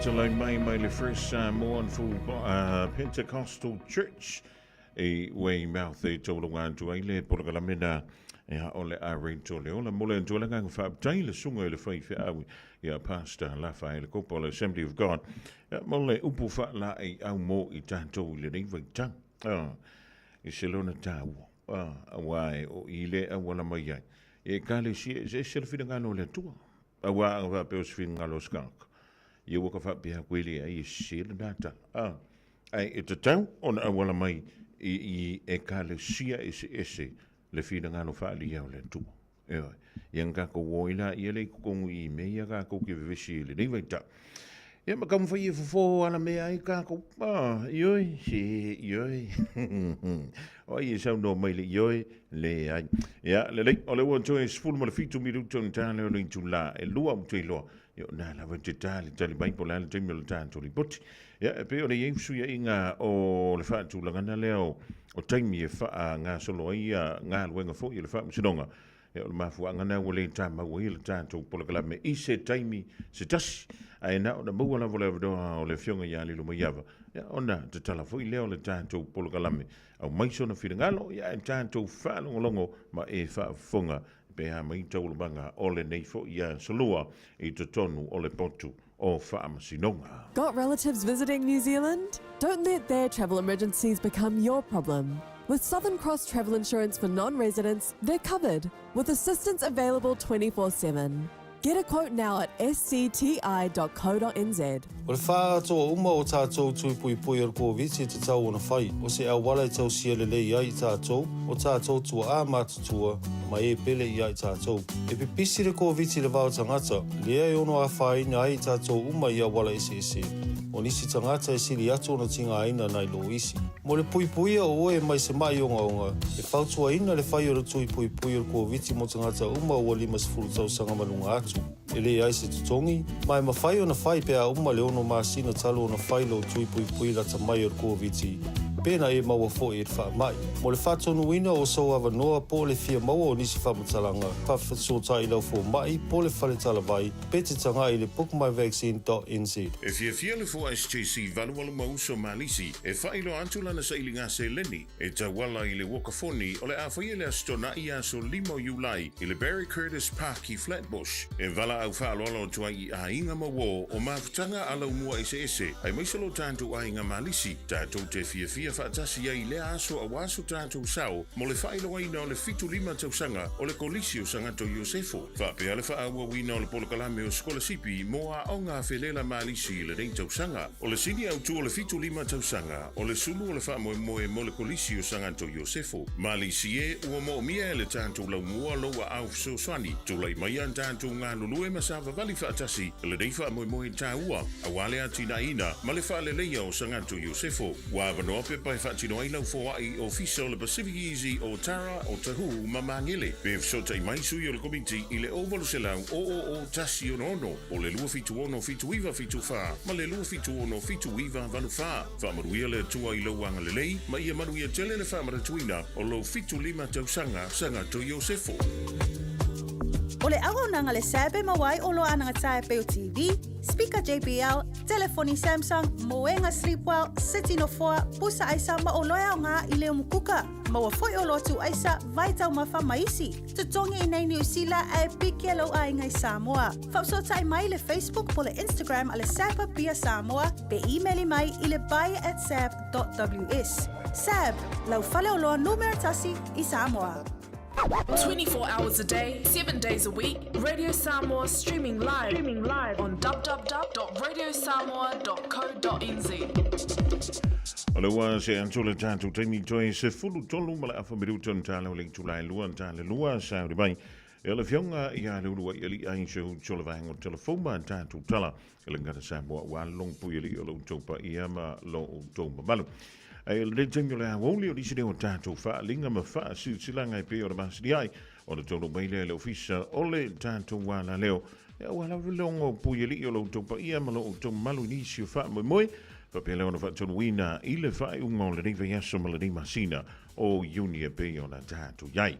Ai tomu antu I le tātou tusi o le vau filifili ma le tusi o le songa. A were ngalo sau lo minga o le tusi o le songa whaatasi e masau lo minga o le vau fili. E mawai whaalopenga o sisif o Samoa sisifo tutuila mamarua. O risi o tala tupo o Samoa o ala ngā upu o le matafa i o le matai le whainga o whaalawe e pei o whai poiponga ma liu o le osi o singa o ainga fesila whainga o paulo o sii whaaloalo whaalanginga e kālesia ma le tele o le ngangana o whaaloalonga. E fitu se fulu tala le tau na o le official of the Radio Samoa le tolu pā tolu ono Hobel Avenue Marukau e maua tuwai sau lo minga. Morisi whaamtalanga wala umaila tātou au whainga aluenga e taimi e ngā lulue ai a wholewalu le tai au ngā ile a wholewhai le viafi lua ono lua tasi lima i watolu lua ono lua tasi lima i watolu me whaiona e wala umu iai. Ea pe te hanga isa o lawa ilunga o le tātou upenga ta wha ilangi o le Shop Radio Samoa.co.nz shopradiosamo.co.nz o i nahe whai sao mai i lawa lau oka ea ona ki liwa sao tu fo i lea i lau lawa po o lau maonta tu tonu i usila po o antu nuu e mamao.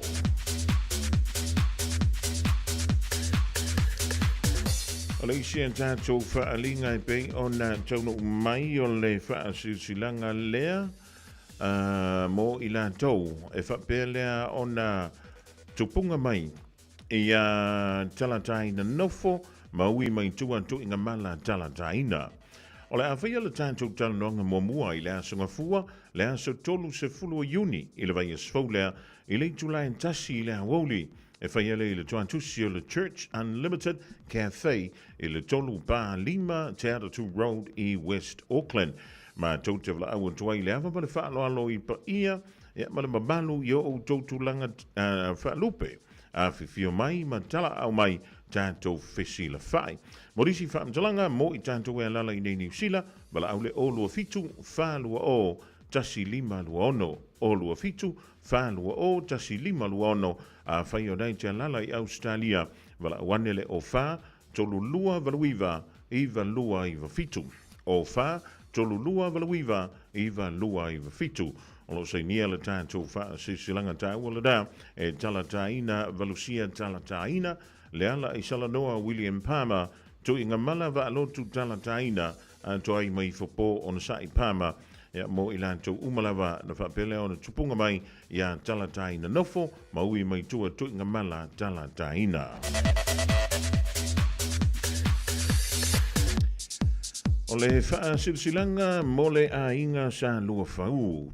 E mo mua o na mātou whaatulonga atu i lau whaafungaanga Samoa, ai mai se upa ia mau mamalu wha le malo, mamalu wha le anturu, mau mamalu wha le tala le lei, e le ngawhatauli maina i se mātou whaatalanga, a wai tu mau pēa mai le amatanga e o i le ngā taanga, tu lau i na lava. I lewa tele ma le whaaloano e whaamaratu antuai i le ainga sa lua whau i le pitanu o tā fito i māngiangi, ai mai se paola mangawhai malu eisi o mātou ainga la tātou mafutanga e pe o la māsinia i e whaia i lea so lusfulu malevalu o le rima sino yuni lua afe lua lima i le itu lai lua i lea wauli i le maunta o le fionga i le taitei fono i le se fulu wha Pesalo Place i Otara. Wha mole ma na tua mai lau la fonga e pe o na māsinia ma lau plate ia mo le tātou iputi mo le nā fiafi. Monisi wha sili wha so taifo e ale olu atasi o valu o valu o ono tasi fitu valu. O le olu atasi o valu o ono tasi fitu valu mo nisi wha talanga. Wha taiolo senia e le teitei fono male laulaua fono a le mafutanga le ainga sa lua fau i le pitonu o ta fito i le fio anganao mangiangi.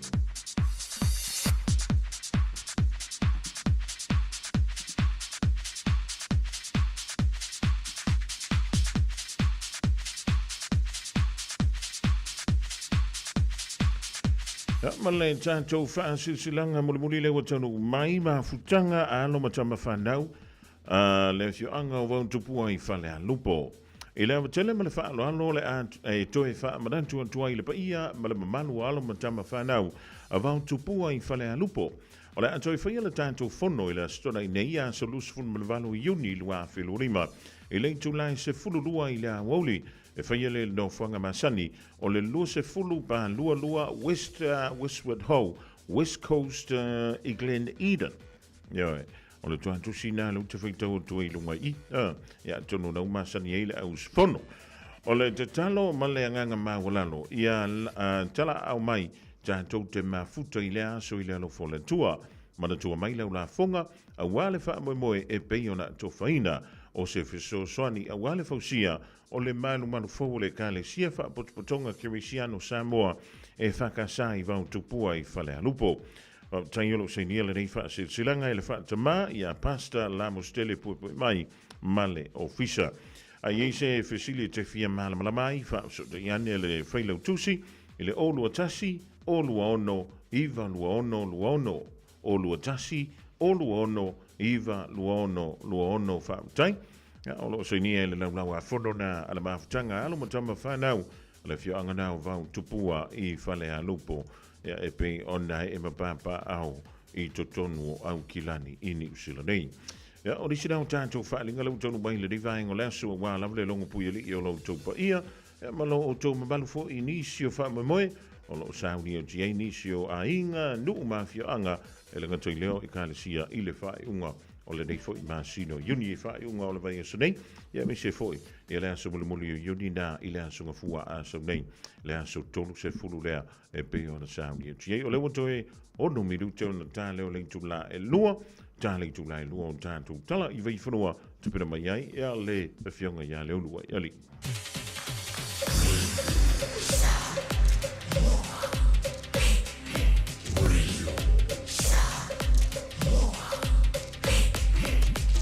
Tasi limo i watu, amo. A talavantu leo so ia DJ Della le manono ai masi nai au se tā lia. Ia nape isa a kova pe fo ia pule i te tawai. Male ainga i nai sa le panga i le pai Samoa. Tapo ya tu te musuma te puni mai no utu. E te so ona ma a apa mai ma futi atu lo ulu. Wafa a di no poto ya upu matala e no lumi ai no angasala. Wa e fa anana ya umea na pai wa leva o na mai. Sangi mai lau telefoni ai e tu la ima e alu I papo. O winga ia e te no fo mawai e te mana o te masalo salo. Wa e ata e mafa ale o tele mai le sanga tolu o tala noa. Au tau sa e umane a fula ukuka o le kopa e koko Samoa. Sole tango la sipuni tango la palusuka tau alewa uma le falawa matale pule o e pepi e nifuka o tele isau ise umbukuka o tele isau fo ise pangu tulusuka na o sawia te oe o na o le tapa ai unga o le pa ai po I punga le wanga mosu o yasu uma.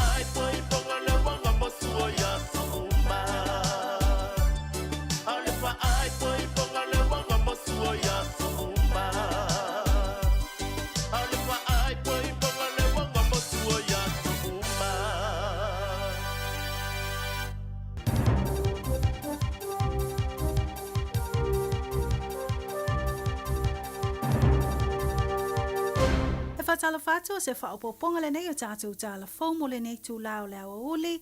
Ai alo mai as whaopoponga le nei o tātou tāla whau mai lo Radio Samoa. I tala o tomua, e toa whani tangata o tāwhia nei leo leo o nola lātou ave wha malosi ai o se tāwale i lawa uli o le asona nafi.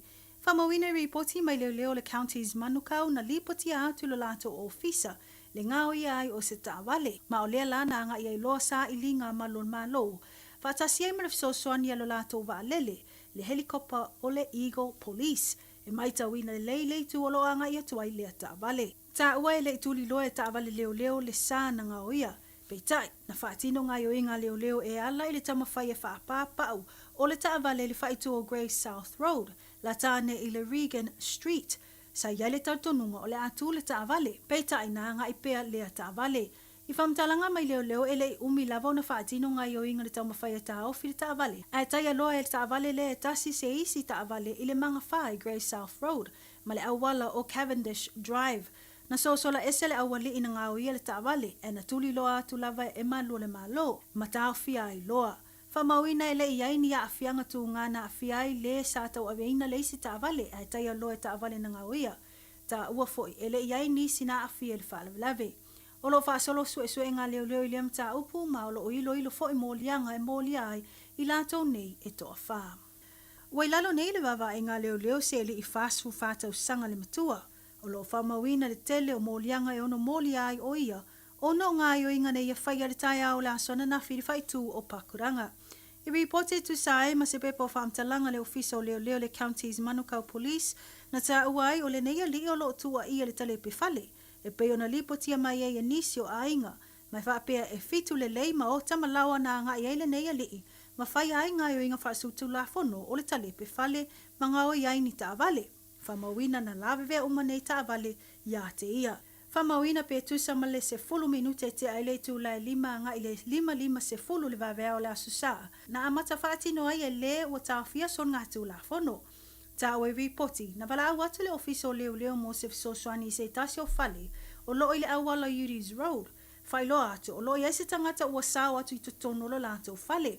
Masa iai se isi tangata na pailima ma leo lo tua ia nei. Ma ua ele iai se isi na afia i lefe se inga e na nga i ese leli i fasu fatau sanga ma nga i atu i le isi fale. Ma whaatino ai lava nga i o ingorta lepe fale. I le totele ai o a inga na wala awatu i osfa inga na wha solo ai losa i lilinga leo leo wha ngā ai mai le susongi i wha i tū o lo a afia. Ina wo o atu lo lato sa i linga Grammar School Road ai o atu lo le wala au o le wo o atu i se tasi o fale ma wha apea na kiki i lalo e lea li il whai tuto o le fale ma amata wha leanga uma mea tō tino lo i tutonu. I le uma ai o na wha leanga o mea tō tino o lea a inga na ia ngā o ia i lo le ki ma ave wha maa losi le ta avale. Na whaleanga ina lea ta avale i le manga wha Uris Road ma Reeves Road. Na ia ngā o ia ai loa le isi ta avale. Ma o inana tuli loa ai loa e ta avale leo leo lea tangata. Le ipotia na whaleanga ina fo i lea ta avale. So la ese lea li i fasu whatau sanga. Ana tuli vai atu lava i leo leo. Ma maua ai lungo le awala. Ono ne ngā o inga e te le lava le avano e te le ai molianga ono moli ai le o tawhia. Ma o le atu lai lungo le whamsinonga. Ise taimi o luma.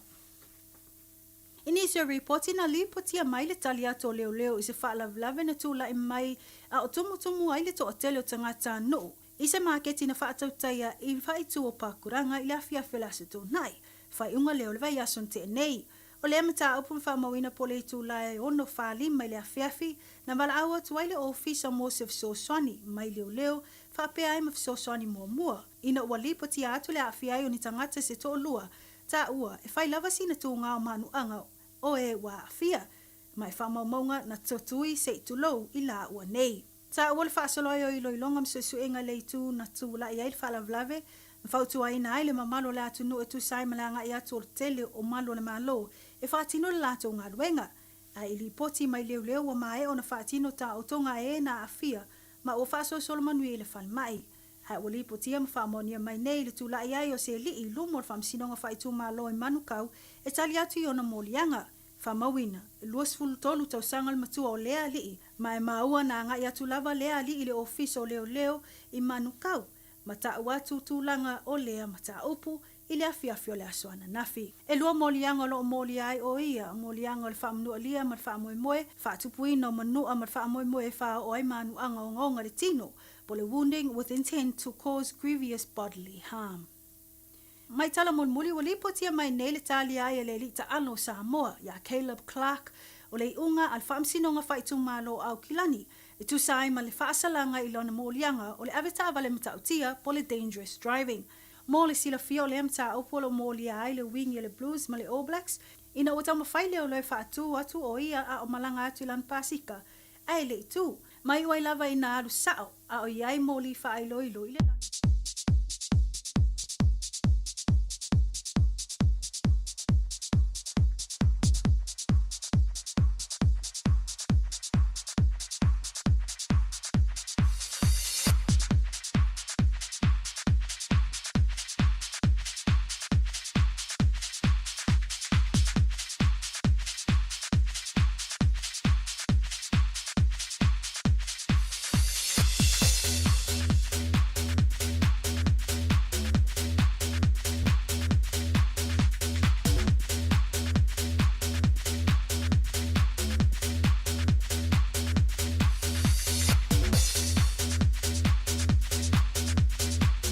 Fatu i lau whaafunga anga le nei tu la o le aso lua, ai alo maia o se whaopoponga le nei o tātou tāla fau mo le nei tu la mai lau Radio Samoa.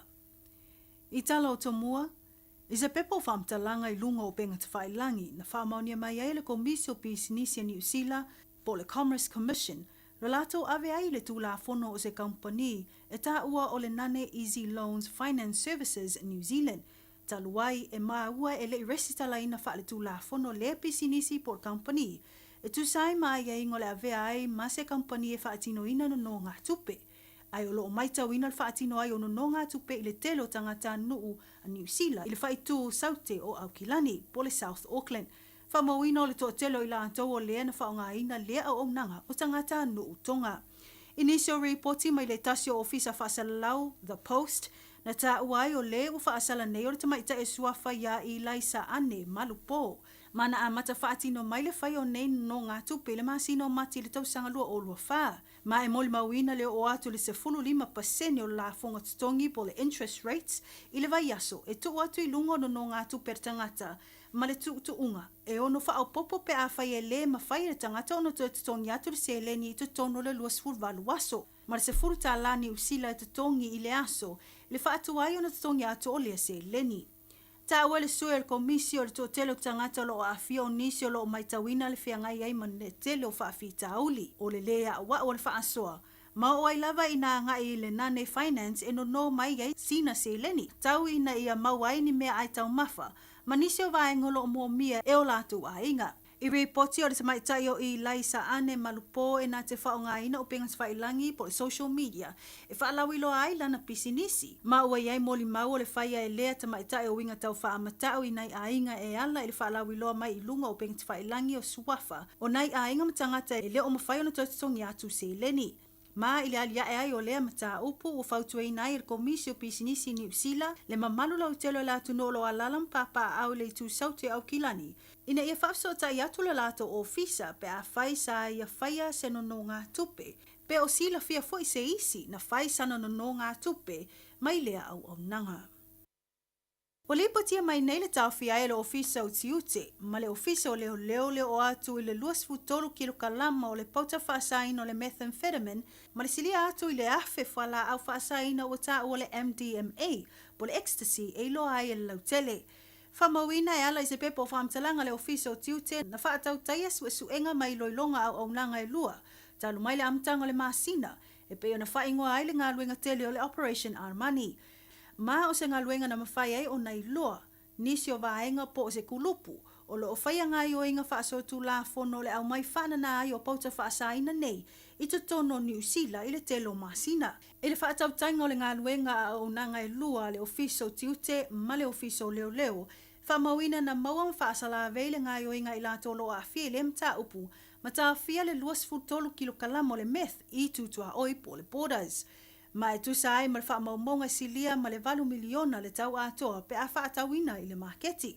Ai mo le ecstasy o atu lava le 50 wafe lona tau pe a whaatau i le maketi.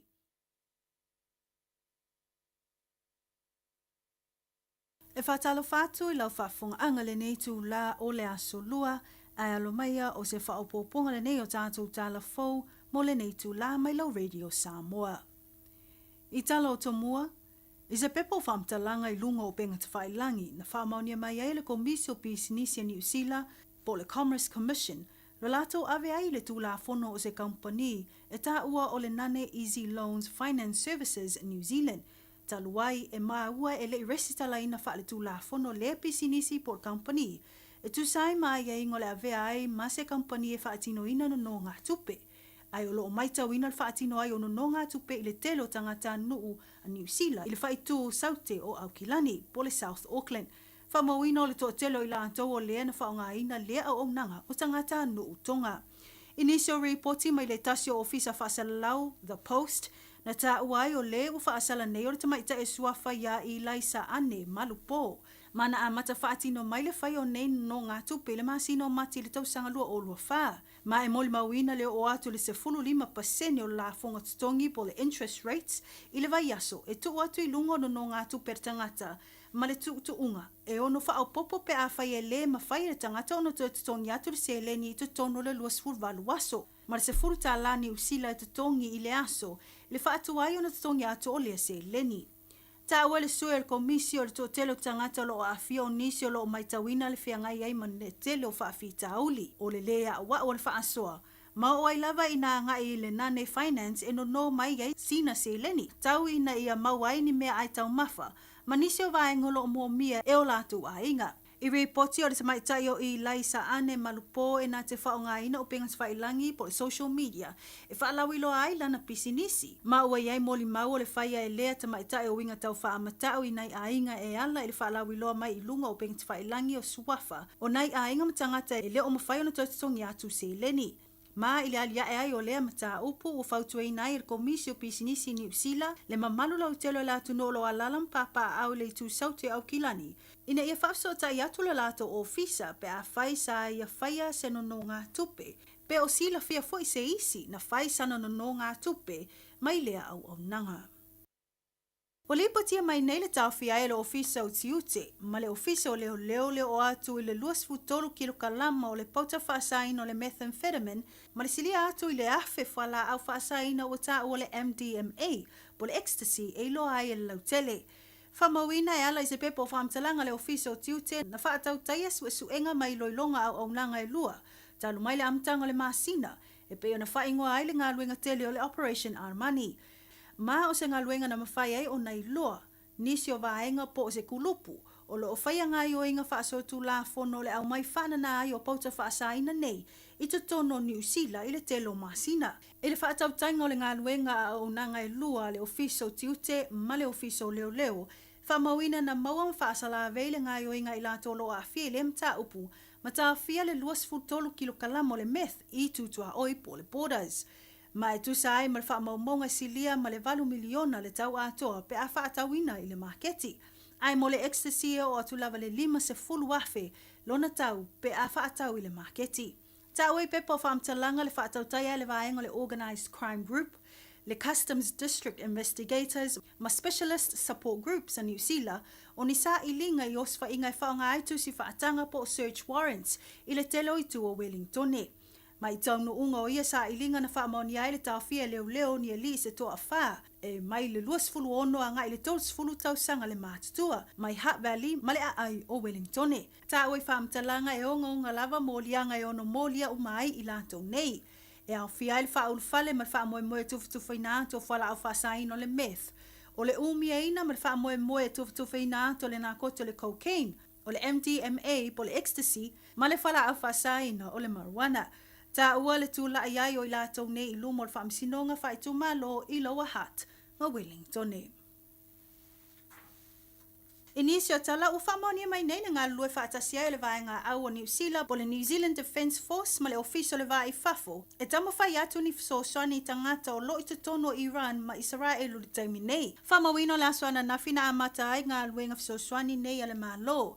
Mananga ia tuai le vaale le tau o le C-130J Hercules o lo anga ia tuai manisio sui o le New Zealand Defence Force i sa sae tonu po le Middle East. I whamtalanga ma le New Zealand Defence Force o le anga i ato le vaale le atu no o tau mawhainga nei ale malo ina i fisosoan i atu i to atelo tangata no New Zealand. O loo whaamauina le iai to tonu o ai, o loo whetai ia i mawhaafi tauli.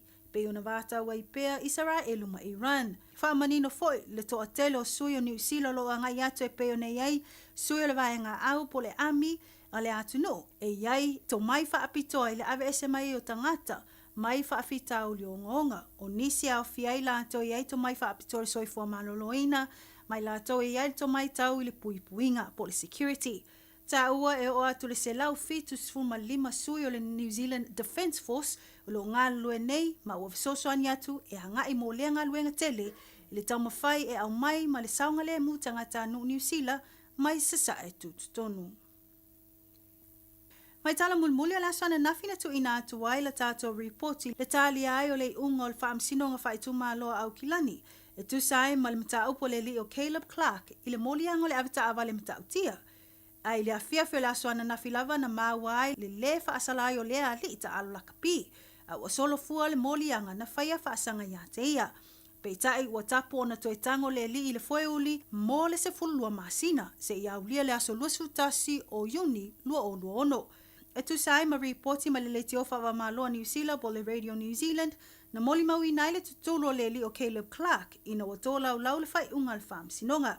Whailo le whaamsino e te le lawa le afianga i le li imaana tau mawhainga le talonga na kapi po le rugby Korea. Pe ana whaasala nei, mai iailo na tau tununga, e titi lawa le awa noa e toi solia ai e Caleb le tūla fono. Ma o le ala lea i lona manatu e tala whenga i ele te tala peo le li i tua, e au noa ma se whaasalanga. Ai ui i se whiawhiai o le li o Caleb Clark, na whaalia le i tu o leo le le tala whenga i o lea whai unga. Ma no lātou whaalia, e leo se whaataita inga le lei lea morto o tele, ai mai se lava mo se tangata e pei o Caleb, o se i longa i taalonga la kapi, ai ua mawhai o na alofia whaasalanga.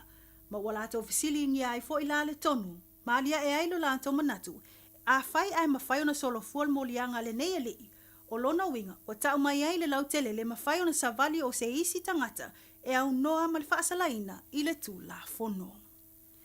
O tātou talafona mo le nei tū la o le awa uli o le asolua, whaaftai whaafonga mai, tō whaasoifua. Ua na o le Radio Samoa, se furulima iwa toru a mo, e tau tuaina o e ilaungangana, fitu aso le vai aso.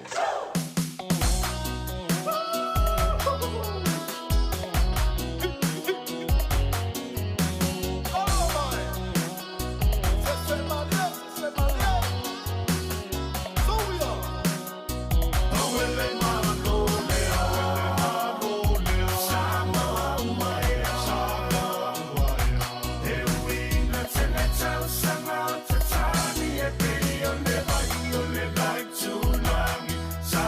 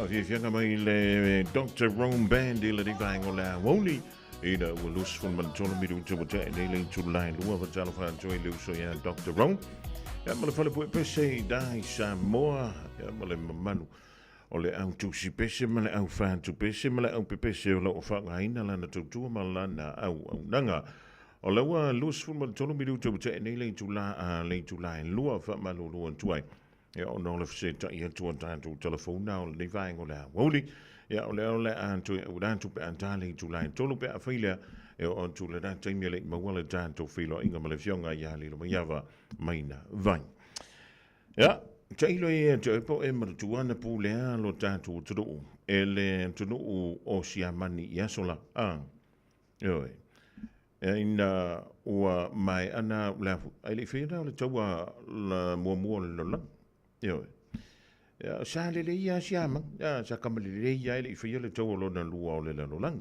wa le tau le da sa ya ya ta i tono le tu o siama e ta o kaisa le hirka ko pese fo ile ya ona lua ila ile amata le tau mo lo lang le na tau ina le tau sanga ya fiva se laus fulu male fa nga ile fiva se laus fulu mariva oranga ya nga ya le temina o la hela ititi al tangata le suafa ya hitila ya o matua le na soifuane ya le tai longo anga ma le tai sa wow siaman i tonu le tonu o Austria e tua i tonu la va malen tonu o siaman ya mi se vuile tonu o le o Polani ya o le vai temilda o na sa fa ingoi fu le tatu tonu o le na vai ta ya siamani Samoa ya siamani Samoa ina vaitau ya aile i o antu na o Peritania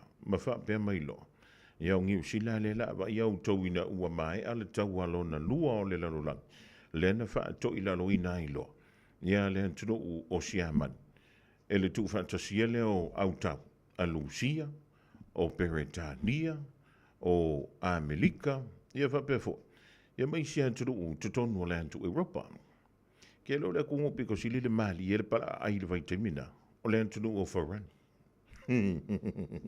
ya o kamanga ngal fa ya ko le kungo sangi le pepa va ke mirga o le sia kungo o le makua ve fa ve sia le vitamina o le tawalo na lu o le antu o le Italia e makua ma fanga le ma futanga ale tai o Italia ile da vitamina leli i o Mussolini yamba le tai le o siamani ya Adolf Hitler e te lo lan mul tai sawa e se halona i ungana o yai le tai ya ua lanta ina mai ale tawalo na lua ole lalolang ole fa tu lau tana le tai na Italia yo nga ko a apa yai yelo lan to ia to do ma fa yan tu yai ele ai makwa ke le fa de ko ngona ka inga ole ba mi fo le da o lena tula i mai se tasi o tai maka o kia e to tonu o le tulu le o Cuba le kama lo avo ile le kai au o Fidel Castro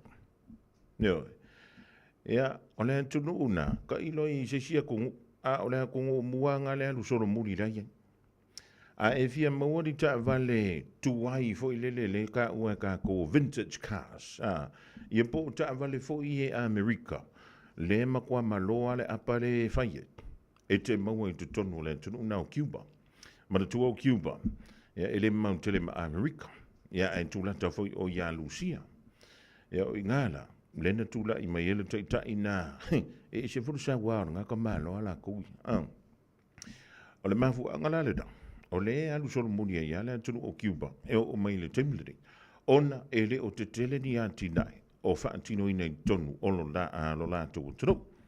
Ia, ai le se le songa fo i le o le kala wha asoro piko. Ele o le na o le tau o tua o la ta wha longo fo i le. Ia tātou pese pesenga e mana tua ai aso. Ia o tātou tinga ai nei pūlenga i sia tō. E pe o le iei sia mani.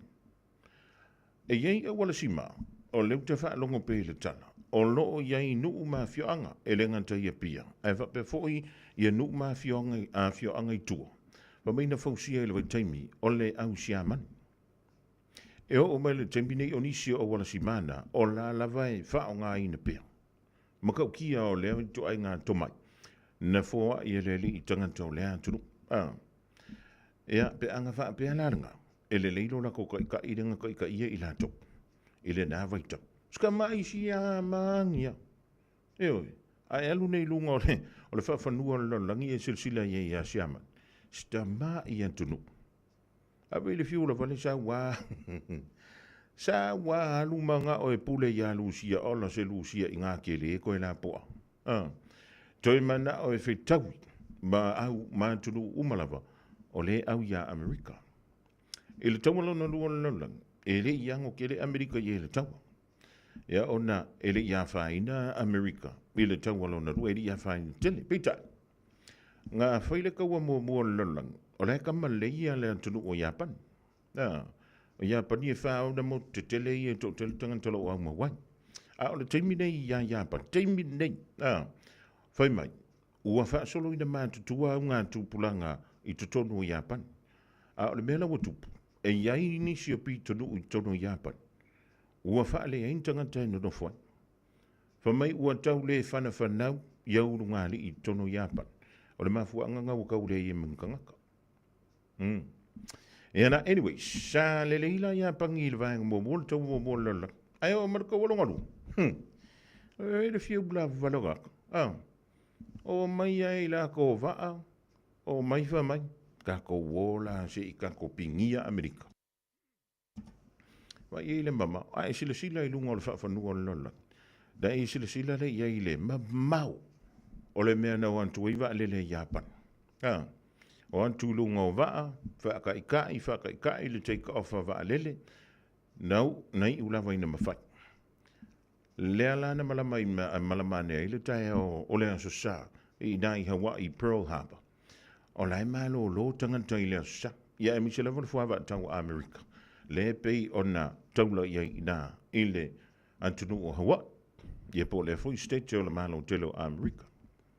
Ia o la e whai le malo o longa le lopo la e whaingi loko le kai o le aso sa. Ai ua whaata ia i tangata. I le whanonga sole. O le solo ngā wa le mele sa. Pa meina wa ia nisi o tamaiti lunga o antu maunga. Ia muli ane. Ua tuwai le mingo i le fuawa tau a Amerika. A ua vave antu wa le tau nei a le antunu o Japan. Le ana whapea o na whanoi le tele o soifua. Ma maa ngoto ai nisi o wa o le fuawa tau le a Amerika. I le nā fo i reitai. Ia kako wha ukala i le ki ngā kere o Amerika. Wha tope i lo ina, ona fausia o ia pomu atomika e lua. Tasi le pomu atomika le ana palasi i nā Hiroshima, tasi le si pomu atomika o le na palasi Amerika i le pitonu u leo Nagasaki. Toi titi a le istanga tana whaasau ina mai i tono na ai. Ia mai o mai le temilering, e leo mawhaina ngalo ia Japan. Ia le lātou ngā yuinga nā sāwhai, le ana la iona tūlo i lunga ma Amerika. Ia mo antulo ma bom. Tu mai le tau fōle wa tāntu ia le rivai tau. E le ile vantu nei ia le taia ona leila, na saunua mai le presidente o Amerika. Fa mai o lawa ia le malianga i le vale o Israel, ma le antunu o Iran. Ia, o le fa mai lan saunoanga, ina ua mai ai ona tau mawhai Iran, e pomu se tasi o beisa Amerika, i tutonu o le antunu o Qatar. O Qatar o se tasi o antunu o le antu alapi. O le iai ia nisi o military bases a Amerika i tutonu o le fo i vahenga o lalang. Na mawhaila o na whanaina i lalo. E le military lea le antunu o Qatar. E ke le kupe le ankungunga. Mai maa whana vui le la maftanga ma Amerika. Le na whanaina i lalo. Ia lo ke tina whanaina antu le antunu o Israel. Ia, ma o le teimi lale ni. E le o mau kingo. Ia le kūlanga e pei o ngaia. Ia wale fa mai ia le antunu o Iran. E le ama se mea mo i o kupur ke mi ere fia se marienga e le ama se mea o faya. Le ama se mea o kupu. Ia le usaunga o mai le presidente o Amerika. E le o ka koule ua ye. Ka koule ua. O le umali li e umahantunu e lua. E ke lola le mele la kupu. La ka kou whakarikari. Le angafo. Walu fua Israel. Pomu fua ia Iran. E le ama se mea Iran o faya mai. Le ma se mea Iran nga whaia mea Israel. A le wānu aku Israel ufa mai. O, waka kaunga aufi. Na umatamata na po I telefon. Whamaina amata mai le tausanga e lua afe marafia ea. O fola Israel ufa mai. Koe a mai. O na whausia pomu niukilia. Ale turu o Iran. Ia umantu leo na tausanga e lua afe sifun malelima. Toi sau voi le tala. Ko iki a umanga whau le pomu a niukilia. Ale turu o Iran. Ia no o mai foi le lua afe mono tupu. Ai koe sau voi kalanga ar ka ila valeo Israel. Wa koe a o le whampi o le remote mauro marpomu. Ia le wo mga pomu e Amerika ia vai ngai tolu. No fua ngai tolu. Le whamei o loo ngau si ai mea tau niukilia. Ale tunu o Iran. Ale ai whamei Iran. E le imangi mako pomu o fausi. A wa ana whape mo I le melen tupu. Manu e whape nei. Wa evacuate tumatangata I e tūlalata I no fua ngai o loo iai. Ia vai ngai ia sa pomuina e Amerika. A wa o sao mai lunga. Ia le spillage foi le ole. Ole afu. Uranium.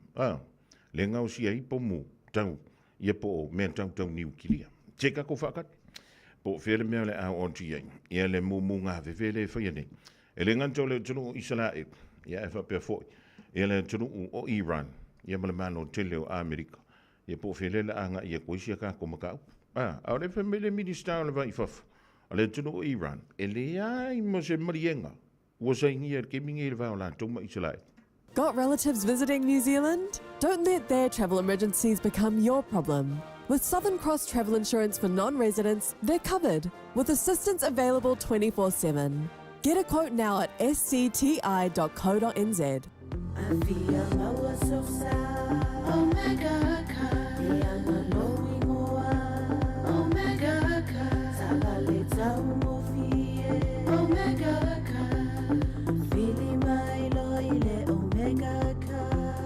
Omega Cars, lua selau Cavendish Drive I Manukau. Po le telefoni o iwa lua vitfitu 5 tasi lua. Susu mai Manukau ne Omega Cars. Umalole keisi le Omega Cars. Le Little Feet Childcare. Tatala I le asonga fua a nga I le aso whareile mai le fitu I le tae au, a nga I le ono I le afiafi. Maua le avanoa o le pepe whato a whanau, a nga I le 5 tausanga e a onga ai. E lua se fulu I tūla, e a onga I le tamaititi 3 tausanga a nga I lunga, e a unoa ma se totongi.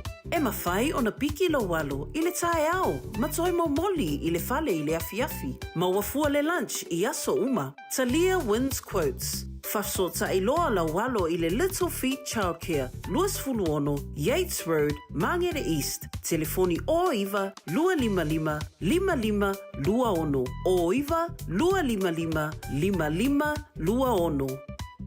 Talofa Samoa, o Atish Narayan, o le Licensed Immigration Advisor mo le Auckland South Immigration Consultants. E visosoani mo so se tu ai ngā visa e malanga mai e New Zealand po Australia. Telefoni mai nei loa I le o valu o tasi ono valu wha fitulua. Po le olua tasi ono valu fitulua tolu o.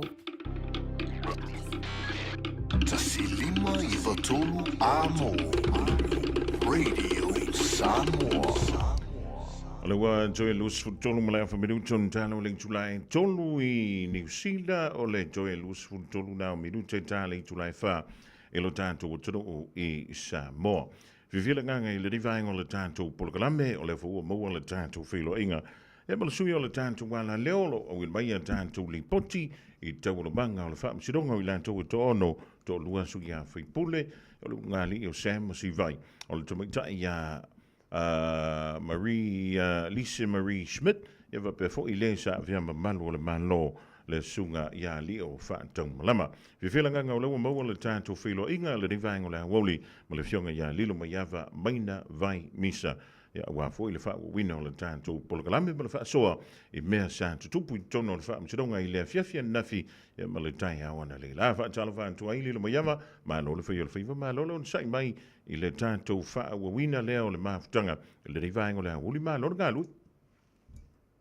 Ia, tāra whafonga mua, tala whātu fōi I se tātou atunu o Patatan mai le nei vaenga o le auli. Ia o le asolua o tātou o le alofa maleanga lei o le atua. Manatu o lo o tau whaitu salava I tātou I lana tau singa alofa mai lea taimi. Ia ai mai se ai foi o fofuanga o whianga I ma se tātou o tunuu I tu e fia le lalulangi ngā luenga o fi au matiuti o whaiva e mai se o whanau a onga. Ia, wa tātou o mai foi le si uiol nei aso peita I le tuau no ina lava tātou whianga inga pe ona ina ia ma whai ona mau atu sina reporti o tātou whaamasinonga o lo whanga soro nei. Ma lo va tringa le lo ia vai lo mana tumai le tampo inga sa moa ele kantai New Zealand ya fa pe fo il langi anto.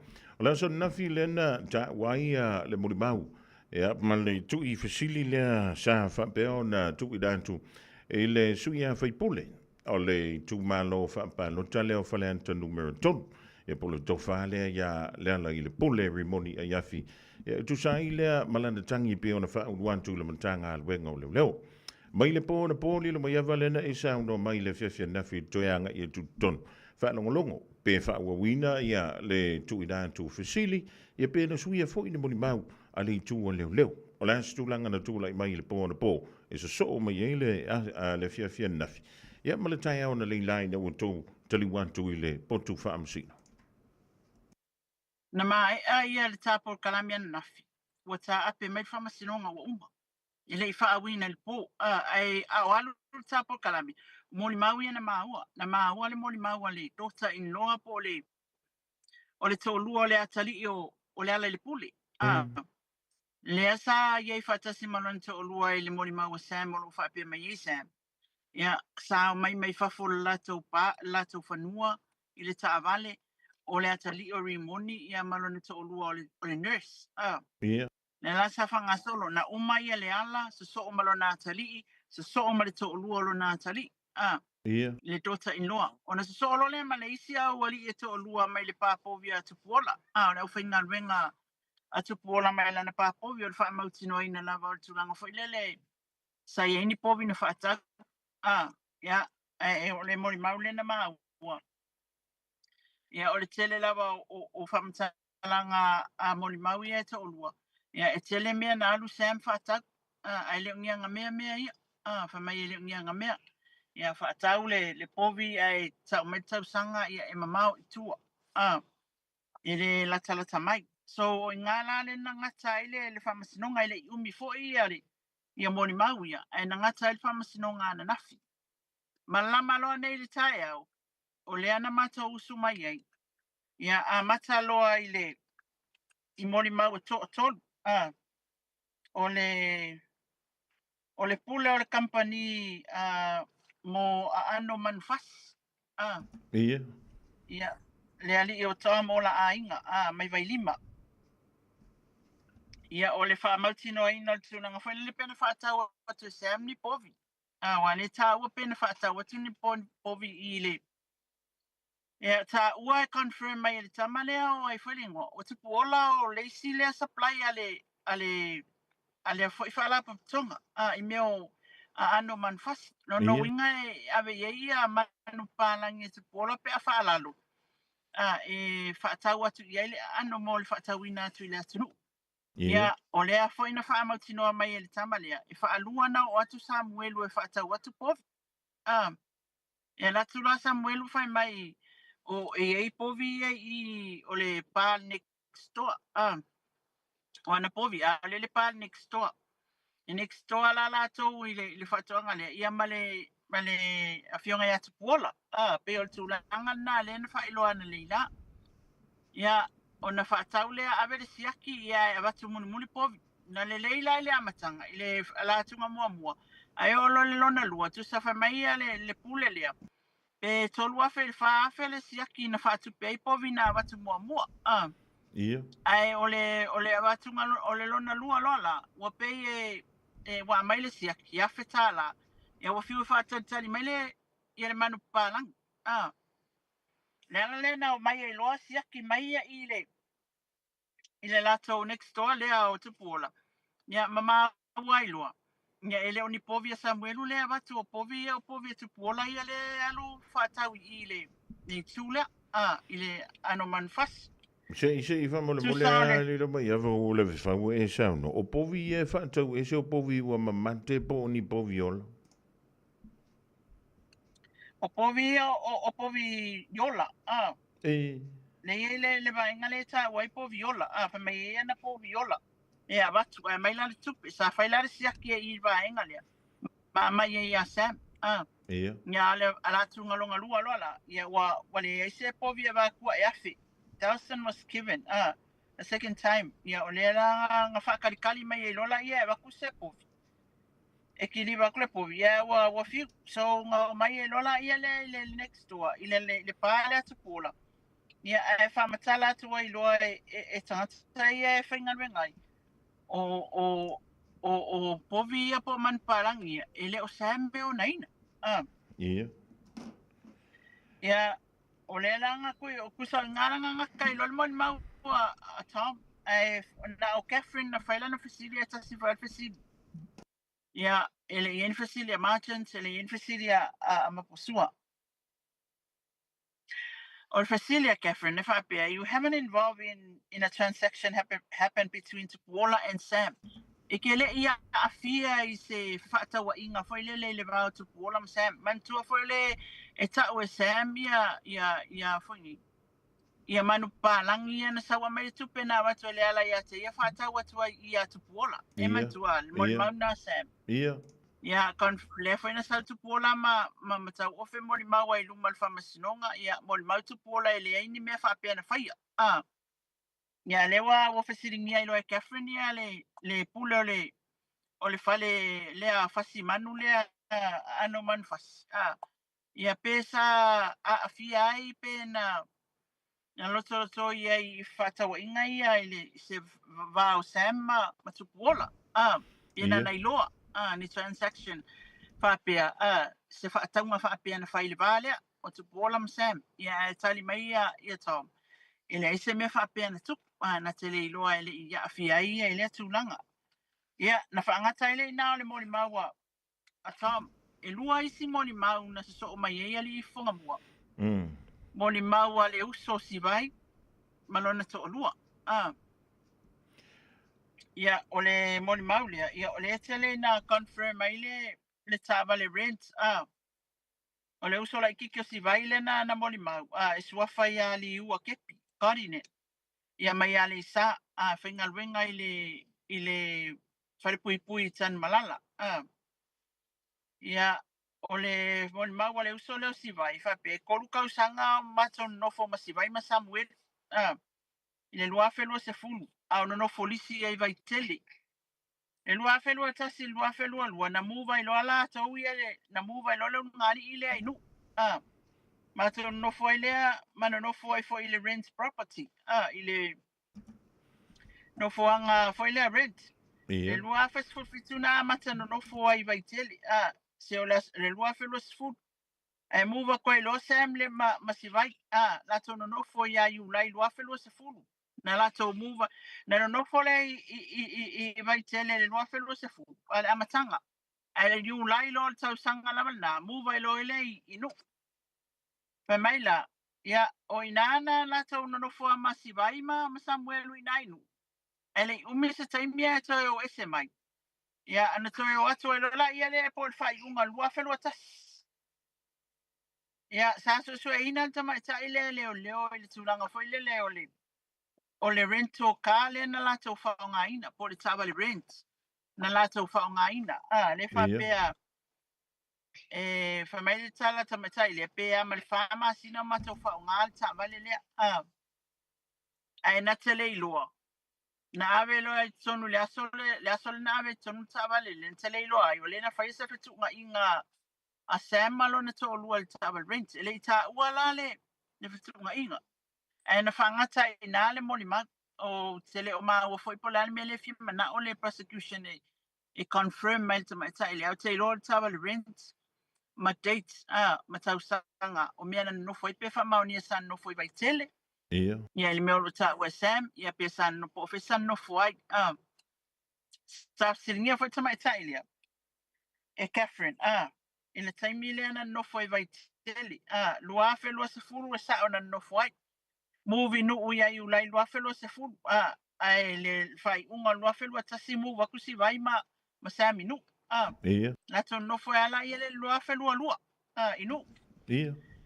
ia sa fasili la Catherine a ton no foi la i nainu na vai o foi ngal wenga sam ya esa le fale insinia o esa e mai le usolo si vai ia no falo ngale fengal wenga vai usu le insinia vai usu a wangalo ya te le ngole insinia le ma wale il tama ta ile ngole insinia ia na ema na tua se aso fa na wolo tama na fa ile wat su fitu tau sanga olo tama i vai teli le fa pe na fa tu pe o mai sama si vai ia sa ni uninga mata pe na ngala sfa na ulia ia e fa mai tama ta ile ia sa fa ile la sfa na o sa fa ile lotu o le mana tua e kulole o Catherine ai le o fiele le sa fa ile lotu just to refresh your memory e man tua o fiele le pe ale na fa ile lotu e mai ia tama ta ile ia sa o le ia o sa Natalie fa tama ta ile sa o sa ma si vai na fa tu pe uma ia mea uma ia ole asfana Ia.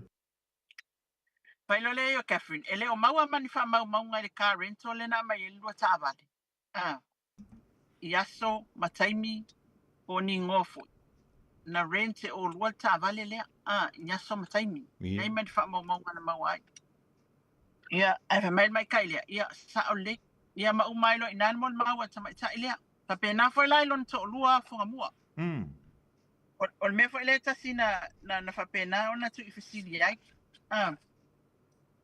o le tāwale rent, e saula lon tō lua whai mai, o le tāwale na mai Funway rental. Ia. Ia, o le tu inga o le terrace, silver vehicle. Over ma le ono maasina talu na matawhao ngā, saula lon tō lua whai mai, wha maasinga. E saula ka maa lua whai mai, e over ono maasina o matawhao ngā le rental. Le rental le wha tupe se masi vai. Ele ta ua foi mal maule po ai fa pe le rental. Ele ta ua le questioning of foi. Pena ora confirm o dates. O aso na no foi masi vai masam. Ia ma confirm sai le rental. O te lo lai ua mata ia ile defense ia male prosecution foi male afionga tamate famasino. Famatalanga ato to ila toni. E pena ona iva inga ia na tongi if you confirm e koi confirm mai. Ia ra wai ngai le tai au. Uman mol mauna, po se mea la talata il se fultasi. Ia. La talata il se fultasi. Uman mol maui e tolu. La ike e puua. Mata mai e loi na, ia le moli maua le li leo leo len tatou fatatali e o Jeremia sua. Ia. Mata mai e loi taimina ia e Jeremia sua. O la na moli mau, mai ale kaiminga e o mari kaiminga I funga mua lai, na kula ia ele mia. Yo mari kaiminga le tatala no ai. Na e maua lilo mai ava o hawa enga o talo sanga a lo ia le tu te e ma le tu leo leo le na tu ina tu le fam sinon a fi pele. Ia, na fa pele nao na fa iloa mai e talasan tae au, le fionga tame te fam sino le tae au. O mo na fai tau lana fai unga ile I submissions Ia. Ia o le ana o te fasiringia wai makwa alu al fai kau whapalangia atarasa le tate fia maua se mail application o aina apalai a wa fo I tūlanga mawaenga na apalai ai wa paule mo maule o fai whapikoa submissions Ia ale o te fasilia tune ia le inafo na o mata o mai fufu malolo mai o le amatanta po kalami FML inafo na ye mea na apalai kuainga le defense le tawana whaonga ina epe le tawana whaia le moli maua a Jeremia. Na apalai la pe tali le court na whailata submissions. Se ka hauwhi mai a lilo mai awa e iai wa e nga na talo sanga tuai le tu te te o le saolea. Ia, e wa e nga lana awe le tu te te le te tau ona whaamalaula wina pe a I le moli maua Jeremia. I to tonu o le whaamasinonga. Ia, I tono o le whaamasinonga. O le tala lea a le nafon whai mai nei e te au. Ai le whaatali le tātou kopi o le na whai atu i se kopi au mai tātou te manino ai. Wa tātou tō tala noa le mea lea. Mari. I le tūlanga la le moli maua i Yeremia. Ai o le na whaatanga le moli maua i Yeremia. Ia o le tūlanga la le na i na whai lo le moli maua i Yeremia la le la kalaka sifurkas. Ai taiwan leila. Toe o maposua la kolosi taimi nei. Uma i kolosi a tula i mai ia la kalaka i le kasi a matai le moli maua le kolosi a Catherine. Tula i mai ia Catherine se i o mai le afa le lua nei.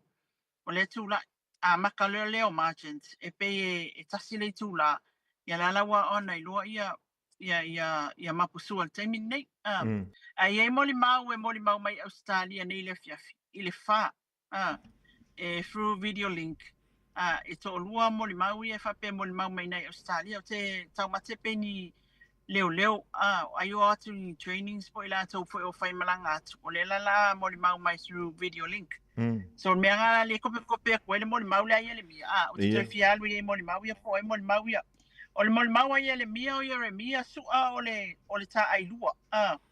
Le ofisa o leo. O le moli mau lona se fulu le lisi o moli mau a leo. O le o matai le sua famisa mai le afio anga o palauli. O le mai e fai ai sa lenga i sa vai. E foi le isi ona pito i sa le longa. O le lua afe ma le lima na matai ona fai ngalwenga le ofisa o leo. O ia o se ta ailua. E te sila fia Samuel usua. Ia o Samuel usua o te iloa lo mātou a inga i sa le longa. O le tina o Samuel, e first cousins ma ua. E va o le tina o Samuel e first cousins ma ua. E va lantala le a inga leo o Yeremia ma Samuel. Ia, ma va lata. O Samuel lo mātou a inga, o le upula i Yeremia. Patoa o malama i por se fulu le luas futa o sanga o Samuel. O tele iwa ai mua i ai lo mātou a inga i sa le longa fatoa au loa ina ua o atu. Ina ua o atu o lo nephew le ali ilea. Ia ai a fepulea. O fepulea i o lona tama e first cousin ma ua. Tama o fepulea i e first cousin ma Yeremia. Fepulea i le sa vea mwhaipule. Ia fepulea i whai mata... Sua. Sua. Mali. Le sa vea mwhaipule, sa vea ma... E ai se...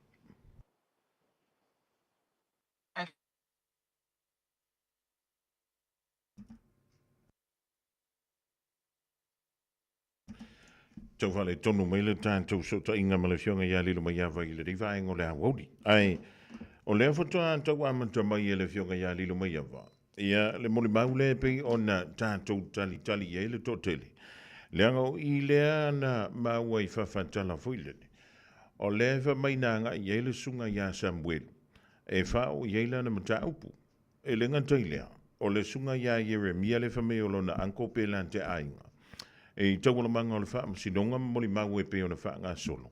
Wa mai o i lena ave i ei ma le telefoni lena pu e i mata o le maliu o le sunga i atu au. Ia se tātou tali la i titi. Ia le toi tali mai o le sā o le whionga i a lilo mai awa. Ia ai o au le tusa le alo ne nefu malo ne nefu le neiva engo le awuri. O na o leo te tau tuli mata ia. Le soso o ngā mai o tātou moli mau. E le nganta i leo kolosi i le aso ana nafi, o le po ana po. Ia mi sei la le tai au ana leila. E o le la te tau whanonga tu i le lei sauno, anga ian sauno i eile whionga ia lilo mai awa i le awa uli nei. Ia o le pe i tau fōringa mai lanta mai tau atu. E pe umalawa ni povi e le pā povi e stoi ina le i tua. Le na wha pēa na wha tau mai ei povi. Ia po le na au mai ei povi. E le e pia fōringa mai foi le la taita mai tau. Pia o le ngā kaukou lei i le vaenga lea e lantou te whasia e ma whapea lea o na lufi-lufina i a manu papalangi fo. E ma whaantau i natu. Lilo mai awa o le wakoi rewind la ki kuaraka koaka. E a toi fio mai o ma toi tala au mai. E se i wha au au lau sauno angal di vaenga le au li a liru. Ia, e sa lei lava whanga mua o le ngai rewind lau tape le al wakwa o le wata o le whamtala i nei Yeremia o le tōtanga ma whipulea. Ia o fepule ai e o lona tamae first cousins mai Jeremia. Ia. Ia, fesiri loa leo le inafu. E isa pitanga o Sam ma fepule ai. Ia. Ave mai a Jeremia, o le awali ia e second cousins la ua. Ai first cousins ha uma o la matua. Oh. Ia. Nongo inga e kausonga la ile skepulonga lua le awali ia. Ia. Ai kausonga ia Jeremia ma matua le awali ia. Kausonga mua. Ia. First cousins ia Jeremia ma matua. Ai cousins ia ifungi. Ia Sam ma ifungo. Ia Sam ma fepulea. Ia. Ole awali oi e second cousins. Ole awali ia second cousins la ua. Ai first cousins sa uma o la matua. Mari. Ia, ole ale no ue ia ile pitanga leo oto. O sale longa il no fuanga o malita ile pitonu o salonga. O lato a inga lea e ta iai. O nae te iloa le mata upule ya Sam mafepule ai. Ia o lea lava. Ia, fai meisa umau. Itu saya mata upu. O le tala lea le prosecutor le sunga ya atai malangi le inafo. I le vaenga to la ufainga wenga sa o le traffic i le lua fes fluiva sa o le traffic le traffic unit o le vaenga le ofisa le leo. Le lua fes fluiva na ave ese mai ia uma le traffic ave o le general policing o le au nanga lau tele mai ai leo ina le general policing po le TP ona ave leo u faleata CID faleata luafe mai le tausanga luafe lua se fulu i le luafe lua tas o le aso lua tas ese menga kupu ingai faleaka o le aso lua tas ua ngalo ia ke ule masina sa o manava ila usifi wa usa o ta ile po manava lea o na nga ile le fale malolo o le nga kuli lo ia defense ia le mia le mele mankua le famele mia la solua se fulu o le masina leo aperila lua fe lua kas sa fainga wenga nga ka ia le sifi ai malama I forka ia o le lua fe o le lua kas aso lua kas o apelida ia ka se fulu wa manava la na sifi sa fainga wenga le po e mantua o fonga mua early hours of the 21st of April lena mali waitu Mali por fala blavi so asolua tasi la ona asolua tasi lo wanga il fale le asolua tasi o tele ilo aina se me na tupu sa o malo lo mato ainga la solua lua fato ato ya e mai le asolua tolu ma o iloa le fala blavi na al fala blavi se taule ele ana afia se ta avale vai tele e report ya al mato officer sa o mawaina al mato officer fai report mato vai foli poki venga ala wali ia nga o attend ia le fala blave ia ko le fai li poki o mena tupu la to sif ia o le la kulola ia le mia fai ka ulo li poki ia o nga ilo le fala blave le tupu po po la so le va vea la solo tasi o lona pitanga e sa pitanga ile fala blave ele ai maso pitanga e winga ile su engole ni mata ele to fia fo ia o le au su o te e atu la solo tolu wale ai fo se su enga mafale ata wa au maile officer au tupo le traffic unit ya ele se pitanga o le mol mau ya Jeremia le sona pitanga o tu wa inga Sam e mai ya Jeremia wa leva na now le mata upule ni ona sa o tu wina mai la ufa matalanga ile ofisa o leo o fainga luenga I tu sipi o matou le la matou oi I America Samoa mo fa ma vai lo le aso se fulu o ke topa ona oi ona o fa ma vai lo la ia le matou te nga I America Samoa ai ole la so se ole aso se fulu o ke topa lua fe lua ko na oi lo ai tu inga ia na o ma ua lo tu inga lea o alo fela fa matalanga awe kukuilanga ia o e maua fa matalanga awe kukuila kusanga Ngasaua o maile na whamavaenga I leo leo o whainga wenga I tua sivi. O ia o I Amerika Samoa malona ainga. Ia. Ia, o kukuila. Ai pop upload la se fulu leo o ke topa lua felua kolu. Tu wa inga Samuelu. Na o maua loa tu wa inga. Wa loa whaila o whamatalanga masen mai le ofisa o leo leo. Fa mole mole. Esu e ina po o le alo wa afia e tu sai matu wa inga ia. No inga I le mai tau antu lilo mai ava wa ula vefau e sauno. Lua felua tasi, lua felua lua. Ia le ua lua felua tolu ia o ki topa ai saulo ilunga markala le. Ia, saule ia. O tulanga na. Ia, o le ala u whaalongo I ina wai. O le ala lewe na whaina wai whaalongo I tua inga. O whena e whaalongo I. Ia, na o whaalongo I tua inga ia mo wa ia. O whainga luenga na le pam kesi. O se kesi I Amerika Samoa. Ia. O ala tua inga le whapea na nga I atu Samuelu matu ina atu le telefoni ia tia. E o mai lava le taimine. O tau mawhau whau. O ana fea, ai o fea, ai o le a foi le taimi na watu ai le telefoni lea. Ai pe whape I foi le telefoni lea. Wow. Yes. O le whai mai ia le mia. Ia misa. Kusa kua inga lea, whai mai nga ia Samuel wa waku ia I whale aka telefoni. Ia. E mai Samuel, e o mai lava le kaimiringi, o leo ke kau mawhau whau. O anga fea, ai o ngā fea, ai o le a foi le taimina a matu le telefoni. Ai pe whape I foi le telefoni. Ia whaawaulau mag, ai mai se whamatalanga I whapea, o a una avatu I aile number plate o le taavale, a le na afia, na mali wai tu au, o tango tā I lau telefoni, ma o whai mai, o li mongi o ngar ka avale lea.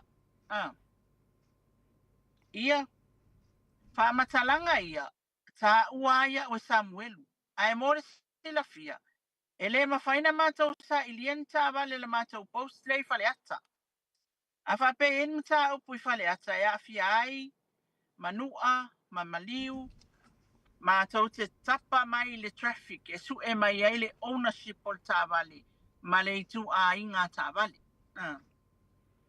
Ai re mawhainga ka I rungo skere fongi e peo na tā ua le mori maua li.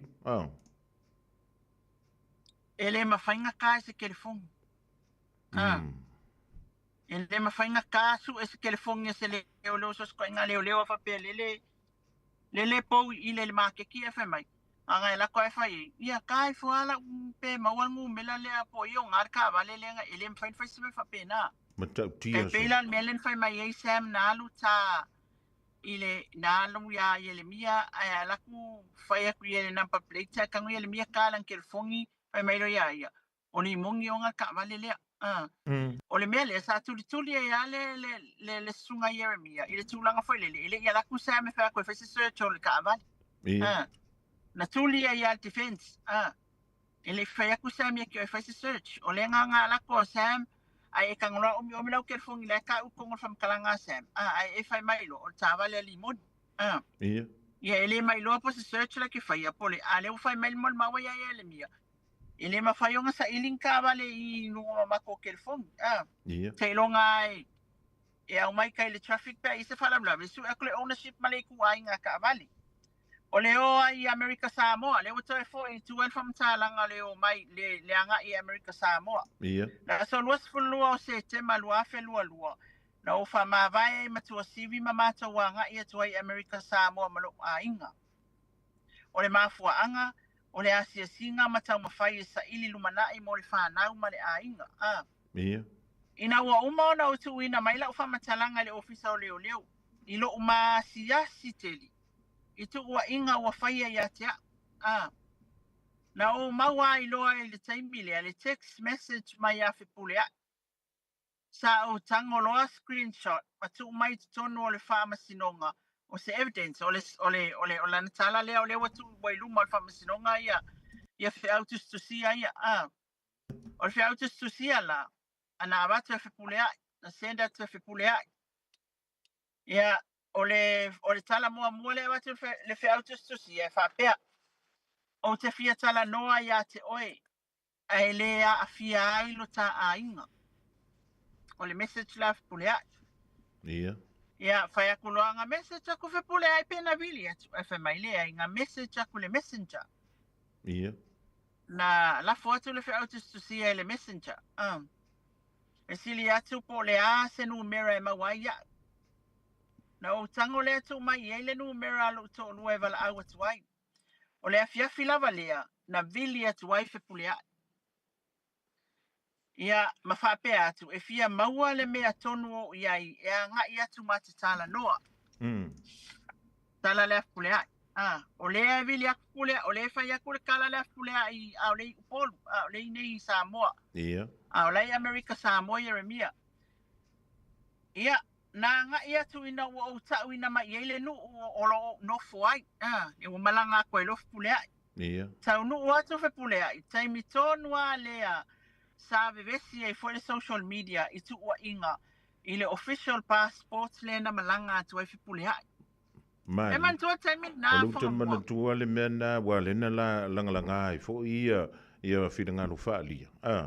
Ia e le sunga i le minister lango na vai tau po le sunga ia fipule. Ia, sa le taimi la na le fa pera mi o taimi tonu al na le foi vevesi ai lunga social media ile mele ia fipule i mal passport le Ia. Tau nu atu leo fipule ai. Na piki leo piki a ule ta vale tai pese Tucson. Rent. Ia. Mati e ti e ai lo you too late. Lati e ti e lo you too late.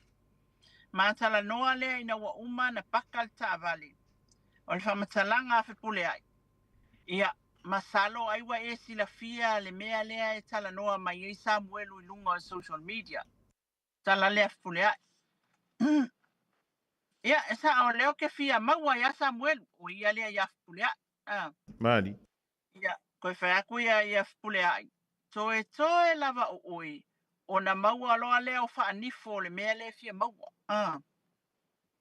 Toe a oi, o na maua umaloa leo whaanifo le mea lea fia maua. Ia. Ia, whesiri roia le mia o lea kongoa le mea lea. E sa whapea mai fulea ia te ia. O te manao e te ioe i le mea lea whai mai ei Samuel. Sorry. Si toi sa unoa tasi mai a lilu ea? Ngā la kia e utu lei. Le la koe alwa. Na la ti e utu lei pakal ta avale kalangoa elo inga. Whamai lolo whamatalanga afpule ai. Masalo ai wai sila fia le mea le tala noa mai Samuel ulunga social media. Ia e whaku ia. O au leo ke fia maua Samuel. Ia. Ia mantua foi le whamai na le fia tu wa inga. Ia. Ia, whamai rola ia leo fpulea ia te ia. Toe lava oe o na maua leo whaanifo le mea le fia maua. Pesiri a kuloa e lang ia le mia. O lea kongoa le mea lea. Ai whamai fpulea. O te manao e te ioe i le mea le whaimai ei Samuelu. A olai mana o ia le sunga ia ie le mia. E sa ue wha sa ol wha mtalanga Samuel uleanga wa fia i lona tamali anga. O le anga le fia ai kala ia wan Samuelu ave lunga o kala. Ngā alu ia ie le mia ave e le telefoni. Ala koe ka ia le mia e kongo lang telefoni le ngumela le ngalo ave number plates. E mantua mai tala e Samuel. Ia. Ai mai o le ka vale le ala. Ia. Le telefoni le na ia ave ia ia le mia le ka we Samuel wala ye tonu WhatsApp ta vale le ala le pole na o te tu a. O nisi mea sa pu e na le pole na mali we tu a. Ia. Ia whamailo ia le mia o inana o iloa ai. O mea nei e whawhau uma ina wa uma ona tala noa mai sa o wha iloa loa iai. Whepule ai. O e iloa le ngā luenga wha leo ma le mea e tupu ia te a. Mari. Ia sa o whai fo iai. Ua mai au na avela o wha matalanga i le ofisa o leo e su e ai. Ai sa whapea mai.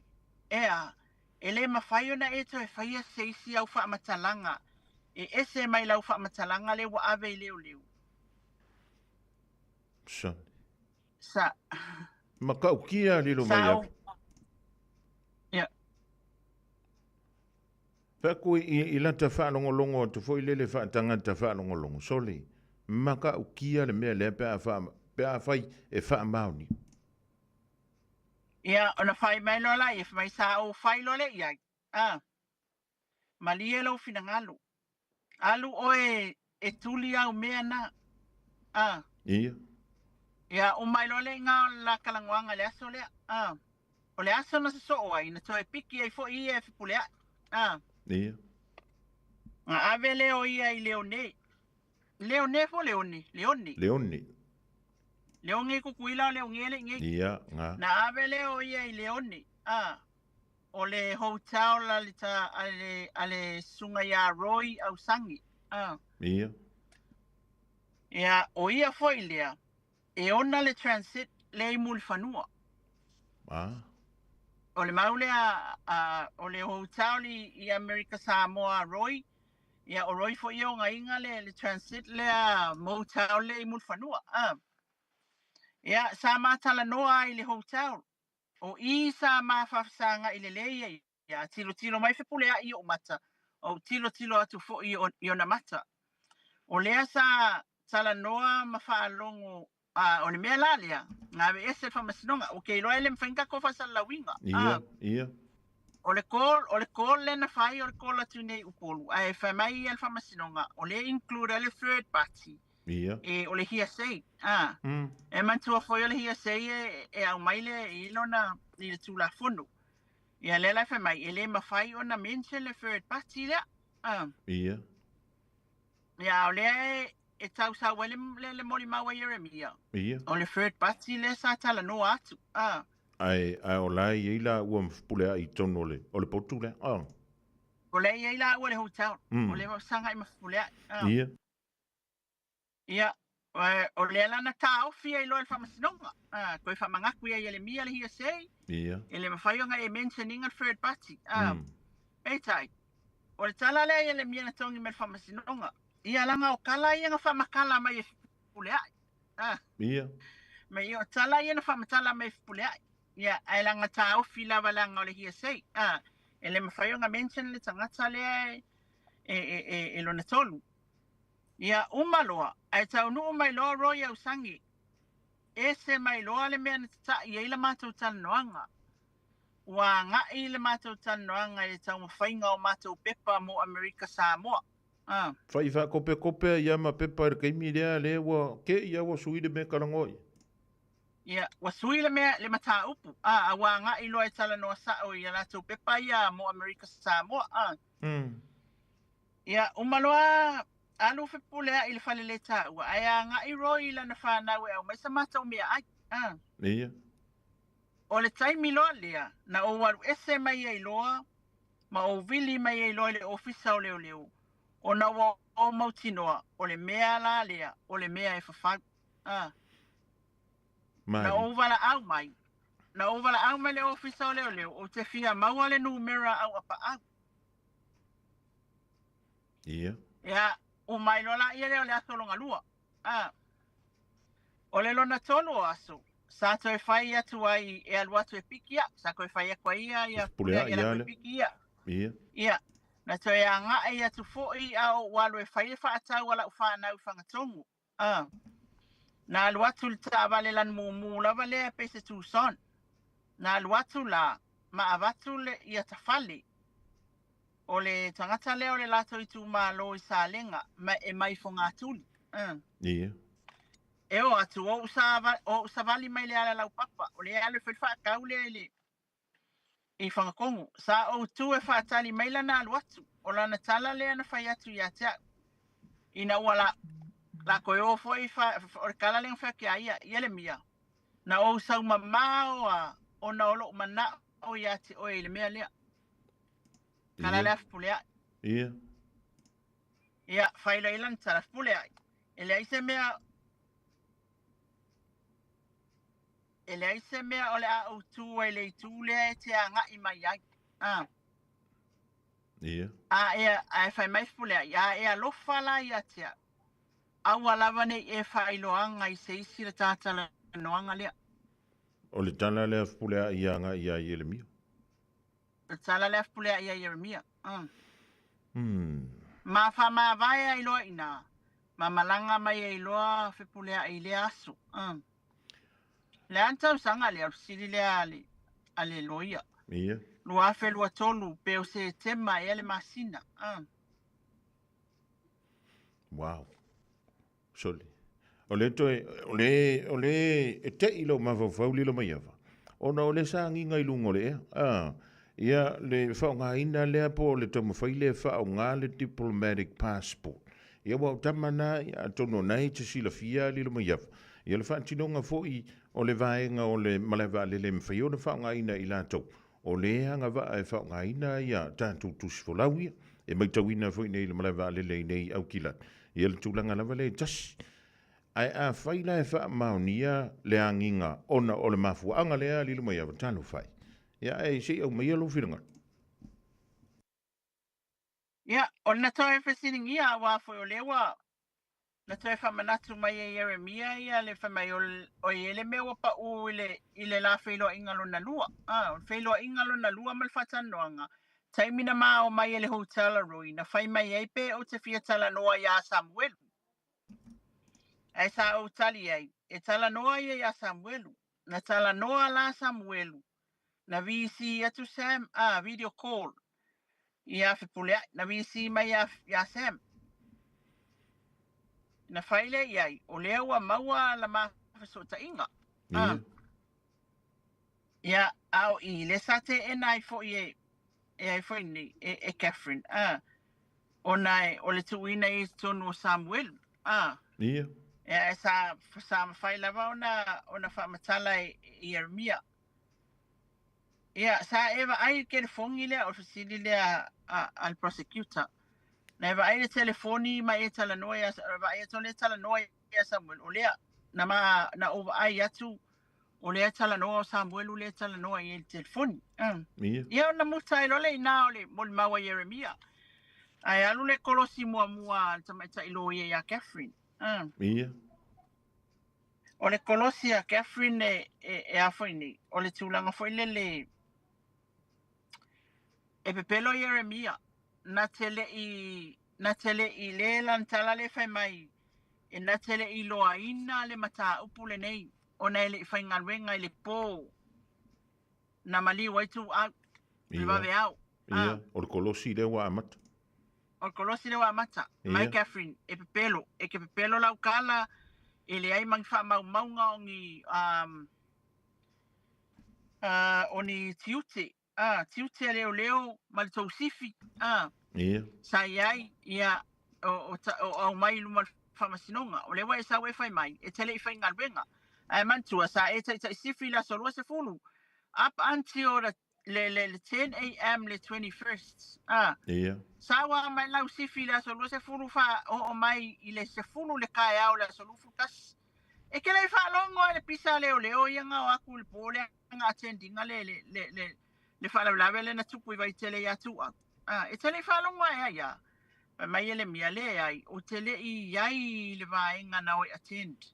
O tele i iai fo i ma o miloa le whalawlawe lai o attend. Mantua e se sifi.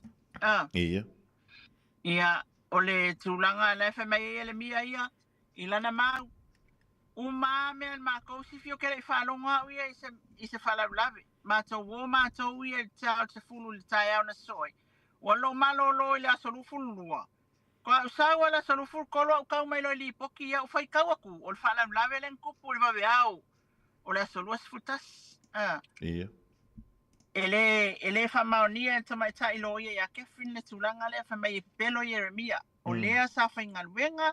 E la i kiki le ofisa i faleata, e le to atele se staff, e puma mo foi ele se ofisa la poa o le ele i loa ko ile i kulai o le ke fai ko me ia ke le loa le ku o e tatau o na ia i aiso na mala anga i le fala la vele o tala le ata mai tai Catherine. Ia. E ke le fai mai fu saukala i le melenga receive le ponga se call o se fala la vele al wak. Ia le ai o le umi a fonga muanga kuli. Le ai sau notebook. Le ai se me kasi anga whamawinga ai kai mi o le. O mea ia. ai I lau sifi ma taimina e whaingal wenga ai. Ai o le mea wā lai ona e pepelu. Onga. O lea se kalangoa ia Sam le next day. O le talana le lo ia le kolos. Ia. Ma ko fa kalanga Samuel. Ia. Len fai mai u malong kupun mela sa lufu kasia na 22nd na lulo yoi fale aka. Ai nga fai mai falang kala. U malong kupun mela sa lufu kasi ba bea ol po o lufu kasi the next day ya luloa fai ngalwenga. Emen tua mela e lua le tala se. Ia. Na lulo le yo le whale whenga le pule il te malo e sua whai a e sa. Ia, ala kurola, ia le whai a kwangal wenga wale fia. Ia I saulo fama malolo whailang whango I fulua. Saulo whale ia si vai. Ia. Au le sira kala le a Sam le whai winga, le ala I ona whai le fasili le a Catherine. E ala ona e le manatu, le reason e ke ala I ona e pepelo il whamasinonga. Ona, na e tala noa ia Sam I le isi aso na soai. Ia. Le ke tina inga mea umange. Le ke kama whai e nganga e kalangoa ia Sam on the next day. That's the truth. Ia, ewa mai ele mia. E a fia langona ele whapea mai e pepelu. Ia. E o tele o le ngia ina le whamasinonga. E iei leo na ngai attend le mata upu. O tele itala noa fo ia Sam. Sa o malolo ele aso na suso oai. Ia. Na e tala noa ia Sam, and ma e loa le Sam, and o le fai mai Sam, o le na tala noa ia oi, e ke loa le nga ia, e ke loa ia, e ingu pia, e ai aisa, e mai ele mia, le ai, o te le loa sena mea, e te sila fia, e nofo ele nofoanga lea Sam, e mai ele mia, e o ale mea ngofo ai Sam, o ke le loa, sa e ta o le whamasinonga e whai mai, e te iloa ina le lei Sam, e whai mai ele mia. Pe yanga o whai loa aku, o ke iloa le lei Sam o lo nephew. Pāwanga le me o ke iloa i Sam. Ia. Ilo mako ainga, o lo nephew lo mako ainga sa le longa, sa lo ngai sa le longa. Ai mako le iloa le me ngofo i Sam, ma le personal life o Sam. Ia. O oi lo na anko, e tawa na iloa le me le lau fionga, o te le iloa le me nofo ai. Ai o te iloa o Sam o lo nephew. Mari. E ke iloa fo e lai whaingal wenga Sam, o ke le iloa fo e sa whaingal wenga si Sam. Ia, masalo lau kali le la whai mai I luma al whamasinonga. E te le iloa, oi, on masalo lau kali le lau whamasinonga, e te le iloa insinia lau nephew, o lau nephew insinia mai. Ia, ai au lau nephew ngā o ke le iloa inga whakase insinia lau nephew.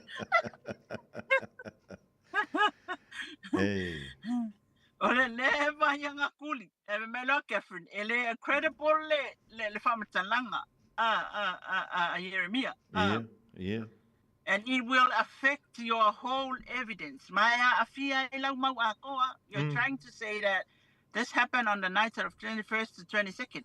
O lege kama whai me whamai o mea, o mea sa kupu le pō, la solua kasi o la solua lua.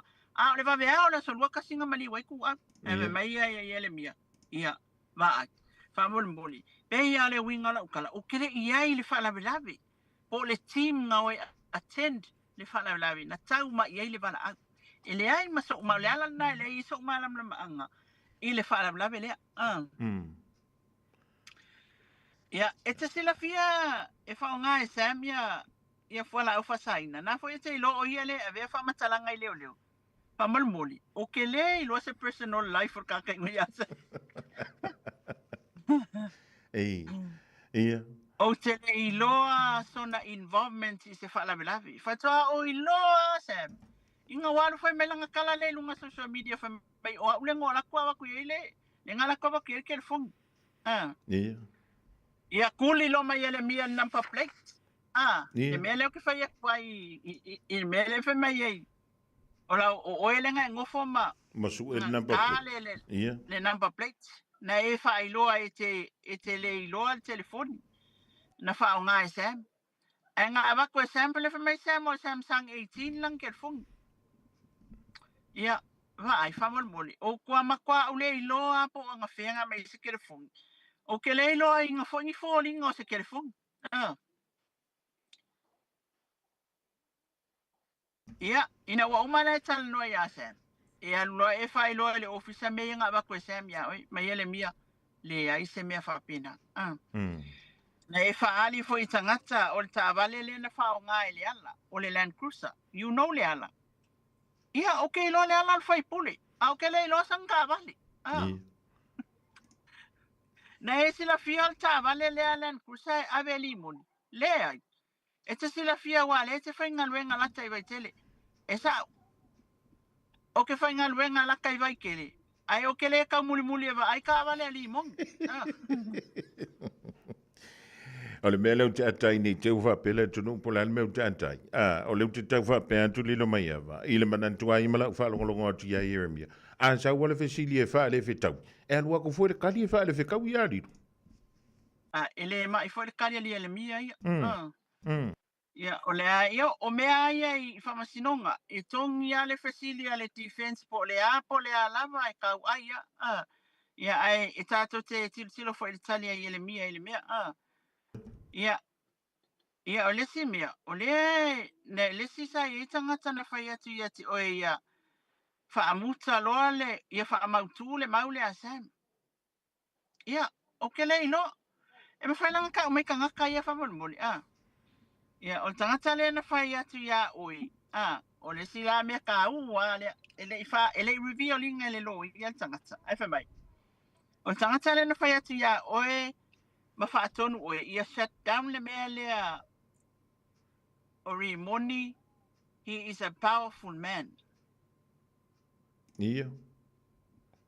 O lea le winga, o lea le winga le sono. E tangata i na whai atu, e tangata le na whai atu whaatonu oe, Lau se su enga lea ma le mea lea, ia whaangata i against Ori Moni, langa he is a powerful man, Ori Moni os ka mawalunga, ka waloa me whapena. Ia o ila le na pena au mai e lol fautuanga le tamatei whamsino. Mai talasa, it appears to be beyond what has been accused in court. Ia. Kusa wai le mea whainga le wa mamawa kui kua le whamakalanga le wa whai ia Jeremia. Ma le mea lea i luma o le whamasinonga. Mea lea tu ua ia. Ai pei whainga leo se mea whailele wa pei o mea whainga le whunga mua wa ke le wawe ke le lau o luma le i ilma ka upu. Ia. Ia, o le tulang whapena, le lana sui ai loa na rephrase ai lol fasilia si tamaita ilo ia whamai. Someone instructed you to get rid of Sam's evidence. Ia. Kusa le winga konga ngal fasilia Catherine len koe ngofu mo koe rephrase loa. Ia. Mai o lea na whaatonu o e si tangata. Ina ia tia e le wha mau o le mau a Samuelu na awati ati. Oi, e mai ele mea, e sa o ngā mea, e le imisi mea sa o ngā mea. And that is why you went back to Sam and took his phone. O le mea langa ngai koe alwa ia Sam, a melang ke phone. Ia. Mai ele mea le sa. Na e mau alo le telefoni a Sam. Ia, o na whaatonu ina lo leo oi, e whaaleanga alo le telefoni a Sam. Ia. E mai ele mea, e le sa o ngā mea. If I may, Sam, he repeatedly came to you to get his phone. If I may, Sam, whaafia ngā waku ia oe au melang ke phone e mai ele mea, e le sa. E ei fo se taimi na ia whaatu ai lau pāsika o lua o mai ma constable whaautu manu. Ma whai atu ia te oe. I lan telefoni, e mai ele mea, e le sa o mea ia lau a fionga. Ia, nga e ku ua leo ma e anu i Amerika Samoa e ke whainga renga le petrol station. Wha mai ia ele mia, sa o wha maa vai le lei whale ata. A ngā i sa vai o na wale aini si o lo a inga. Sa o wha maa vai mai tua siwi. A ngā i Amerika Samoa sa ili lumana i o lo a inga. And you came back as a police officer in Samoa. Nga e koe foi mai lea maa veo e ma leo i Samoa. Ai, o lea iai lau whamatalanga against Samuelu Mafupulea.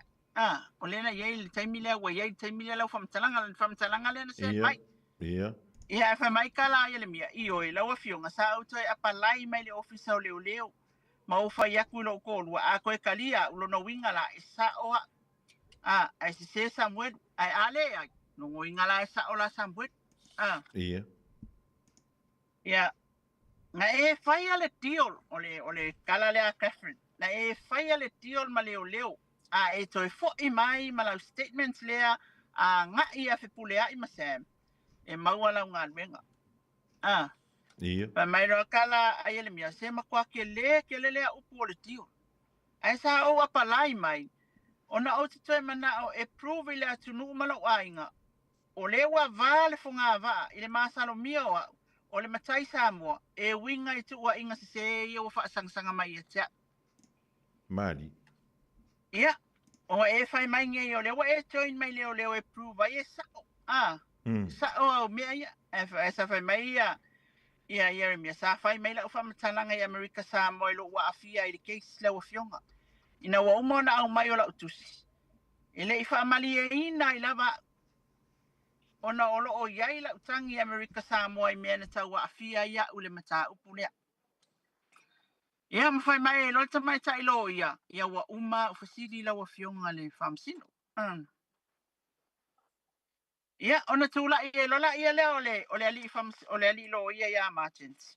Ia ai o wanga inga I mai e lo I fafo o te tala noa atu I lau tau whafonga mua male mamalu o Samoa.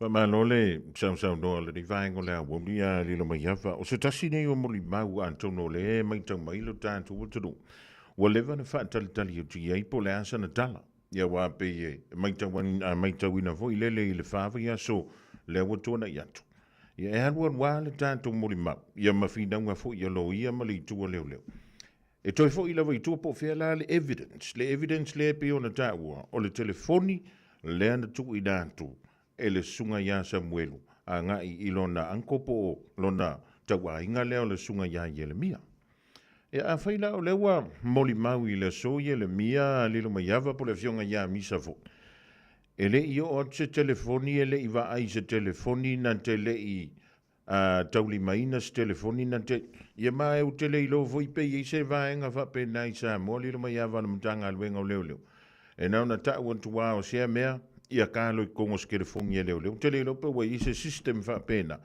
Ia wana e mai tau manino. Ia o leo te wha longo atu o le wha fonga samo. Ia nei wha mai e le mwha I le poule I whale ata o na wha tino ngā luenga le wha I tai o I le ofisa o tua le mta ngā luenga o leo. Ia, o lono winga la. A lono winga la awa pe o le tūlanga le. Ia si kako whakarikati. Ia wai le peina tau va tu ia le fa wa wina o le moni mawa le sunga ya Yeremia. Ia o no le ta ua mai ma le third party. Ai a faila o na wa la ngā se fina ngalo le tamaita I fa msino po le fa msinonga fo. E le ma fai o le tala fa longa mai tu. Ia. Antono la antanto fa talila po le ali si vaenga wa le fa wa. Toi fia la lo ia tu silina ia le sunga ya Yeremia lilo mai.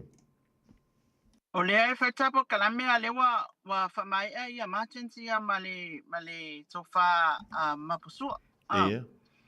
O lea la wa whamai a mai o le te vai atu ta ape mai whamasinonga loina winga wa mai a. O le wha le na tu ue e mori mau mai ai a tangata to lua le mei Australia o loinga wa uma mori mau I e lua. Ia. Ia, o na whaatari lo le tae au po waisi mori mau I la so o mai ai. Wa le mai tau atu. Ia. O lea ua tautino mai Jeremia. Ele ise me whapena tupu nā lua te Samuelu ia te ia e pe on ta ue Samuelu. Ele ise telefoni. Ia, ele ia umani nei me whai mai Samuelu atua ia. Ia. Ia, o le tūlanga la I text messages ia na whapena send aku le messenger. Ia. Maua umani nei la sa tu ina atu luma whamasinonga mawhaita wina ai. Mari. Ia, fe autus tu sia le fionga fpulea ina la fo ia Jeremia. Ia. Ia, whapea I malata la noanga mafpulea I whaatolu o na piki ia. Ia, mataua anau ia. I le tūlanga ina ia saue wha mautu le maua Sam. Ia, malalango fo I le lango fo I le maua Sam. Ia, sa whapea nao na sen mai Jeremia la na statements I leo. Malana whaupunga ia ia su ina mta upula tua ia o ia. Ia. Ile aiso na so tanga ile mta upulea. Mua fiu ia lo ia le defense e ku I fasili ia le mia. Ele sui ala ni tali mana na mori ma. Ioi. E foi lele I tulanga foi lele e a foi nei. O lena yelo na so tanga le mata upu. Ile po le sa fa sa tiu te mai le mia. Ile ia lua o le sifinga o e loke le mea la, ile ia lua ia o le i la tau nao e attend. Ia le mata upu na wawala watu. Fatoa o i loa i le asolo na tolu. Ia, o se tūlanga wa whawhia ngai tonu ma le maua Samuelu na umarona tupun mea la sorufu tasi aloa ia le mia awer ke le fongi mwhari ia kar ka vale a limong. Ia maa watu ia le number plate ia le mia ka ia le mia lan telefoni. Ia, o mea na lena whaina i le moli maua Yeremia. A le ata ato maua sisi ato anga po le ale mea na o ia isi fesilia a councils. Ia whapea foi ia i whainei. Le council leo i whalingo o Richard Martins ia whapea foi ia le tau whama psua tania to i loa.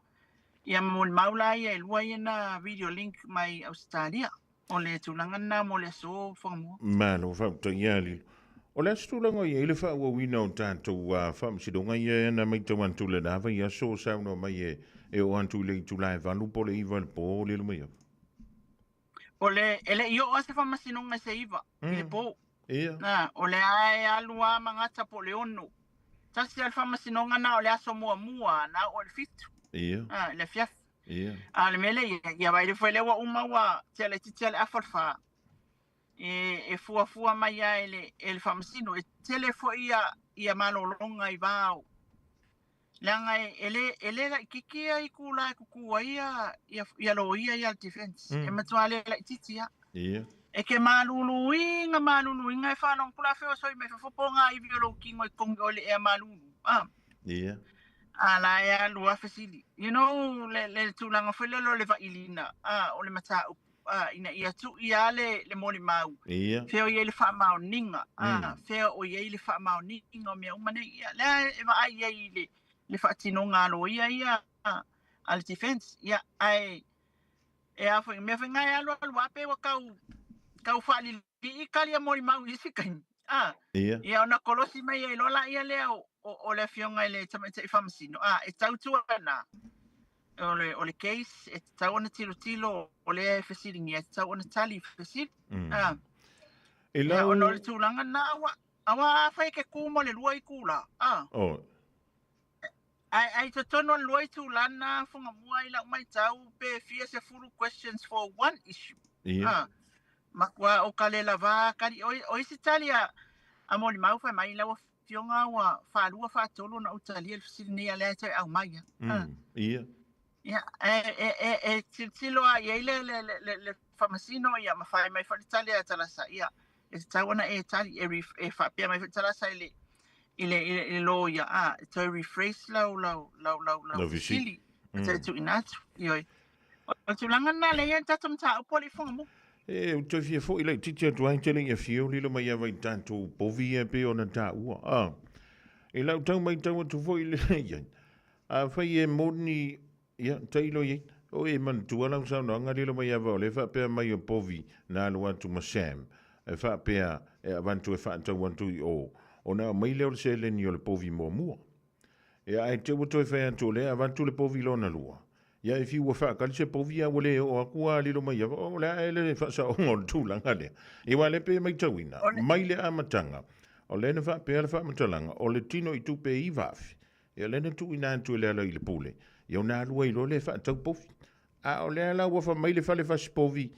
E le o ngianga povi a o kupe ianga au maina au mai o le whale whasi povi. A e umange e le ngianga povi. O le tūlanga nā le iai. E tamai to o lua i o te tā wana moli mawana na fi fiafi. E o mai isi o le kalanga le whai mai. O le whaatau e Sam o mea, ai leo ni ana mea o mea a tupu ola ala tani.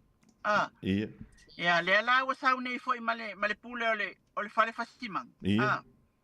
O le whai mai lana tala. Ia, o lea na o atu e o whaatu povi.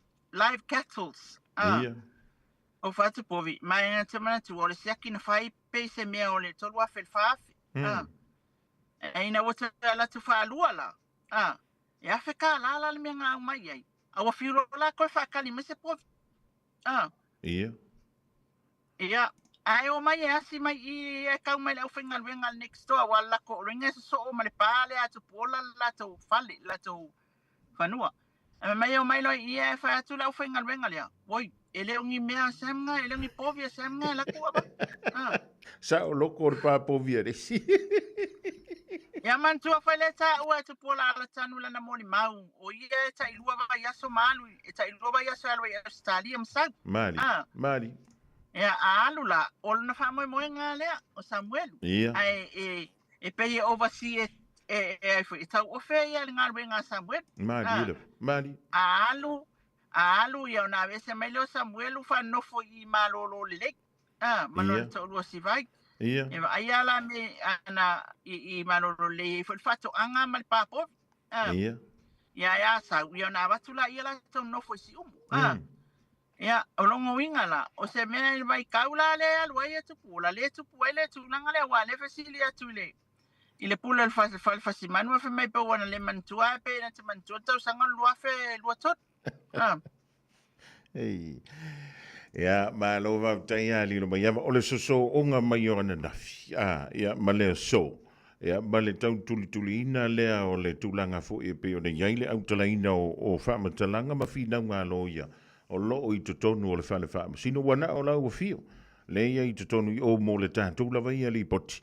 Ai wha mālo le o na sa I mālo fo I le tāua antai.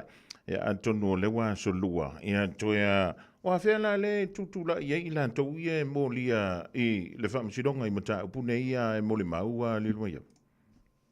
O te leo maua le pe mo le maua mai lantou. Na paua le tulanga le mātou te le ofisilia tu fo ia. Ai se I Pamanino mai tai au. Pe wai tu la o la tone molia. E fai se moli mau. Ele ia e mai ia ia to fali o fata malama. O ia ila vai le tulanga foi le na fape na apalai mai ai.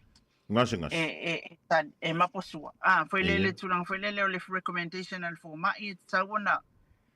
Ona no foi ali o mole tasilva yasu. E o le no na malos. Ia o melana le na la yona. Alele itoya e mai la elma yasol nei. Ia ole tulanga foi lele wa lena ngata ile amatanga na nga imaia fepulea ima malauli le famasinonga. Ia ole ele itoe awai mai le famasinonga talo mai ona umale application nai excuse molanga e ola tutuangia fa alpati o lo fatino ia ngalwenga wa tata fenga parota. Ia. Ai ole tulanga tonu lale na e fia ilua po aila o ila tau e molia e moli mau. Au te ilo ele, mai moli mau leo leo masala peto titi. Ia, ona se ifa manino mai la tae au peto e fia ni moli mau leo leo.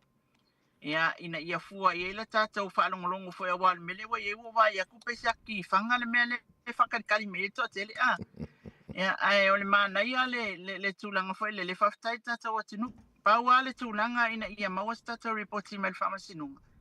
Awa e monia au ngal wenga le al media o talinga mafofonga o le atunu ya o le ala foi na no foi ki nga kafia sau ifa ai o kango fongo ya wa akasau pesa kanga sala le mangingo fa makala ko e ba le fenga me ko pe vai wanga me ngalo ngo foi kongo o fa masingo ngale le o sa o me ngame fa makala mai ya ai tato talia tai o li fonga mua e tali mai o silina wai e moli mau o tangata e molia te fia moli mau leo leo ala foi la tu nganga e tauna ye ke isle pe fa mal vai sol nei po afia ya matato va ai po ai la moli mau au tu nisi moli mau au tu leo lele yo mai wa le si moli mau le sa kulkulia ya uia ye de mia wa le fai mai ya se alu avelang telefoni la ye yakar ka vale me umana sauli mongi ngafa mai le sanga len kusa na fa fonga mawali mon tato fa longo ye la fam talanga ele ai na fai mary moni ele ai sa len kusa na ngata la len kusa lua fa suluiva na la vea le ala o sa ne ye mi fa mai ele ai ma se kalangoanga ele ai se telefoni ele ai ma se me fa penga kupu na lo tu sam fa ya tu ya te ya tato talia lupe maunu inisio moli mawale ole ya pola sala tu tala pela lango fa tasi mauia mai la to wa mai atu ia il tau mafainga e sa ili la mi tonu al mata upule nei funga mo ma no fa tanya li lo maiava ole an tanto mai tasi pe ona e sa no ele ri vai ngole fia foi pe le li lo malos e le nganta ilani tino ai silsili ai la le nganga ma ia lava papale pe ma lava pe le ona sai ina ia mai o le leile tātou ngā ruenga o le longo puiali o le pa ia ma le malu Samoa le nganta nei New Zealand ia fa pe fo ila langi a to i tau manga o le nei fa msidonga mtau tia e pe ona tula i mai i le tala fa solo pito le tātou tado ia tangtai entu le tualo soifua le aso anta au tātou toi fisila fa iai lona lo fa malonanga lei ai tau loko mai e so whirangalo le tātou filo inga i le so. Ia, o tai lava i lau tō whaafonga mua, ia mua lava ona whaaftai atu ia Samoa lo mai mo whaafonga mai. Ia, la fo i se tau tua lea wa ua ni tangata mo lo tō pa ia ma walunga, me se fo i se whaafonga anga le tātou atunu nei Samoa, ia mai tu e fia la langi o lo papa awa i se tātou atunu. Ia, alofangia i lea tua, whaamalia ina lo finangano se tau tua lea wa. A whaifoi o ia i se pati wasala, ia, whaamangano mai la tau au. Auna, ai tātou whailo ai tae au, la fo i se tala tae au, ia men tau almanga al whamasinonga, ia o le a longo atu lava wala o tū sila. Fia, mo nei taimi manuia lau tiu te whawawali whunga mua, ma na mawhoi o ngā renga, ai maise, whamanuia le atua se tātou atunu, o mai mua whaafonga mai, tō whasei fua. So i fuma ia manuia le sionga ia lilo mai ava maina vai misa le suyo le tātou wala leo, ngalui pūna wai mai tono Samoa, a wale longa puiali o loutou pa ia malo o tau mabalu. O le taimi leo Joyce Fultasi ma le afa miru tau na tā leo leitu la efa.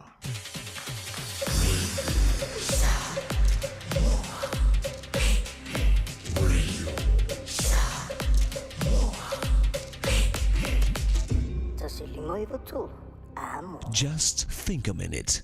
It could change everything.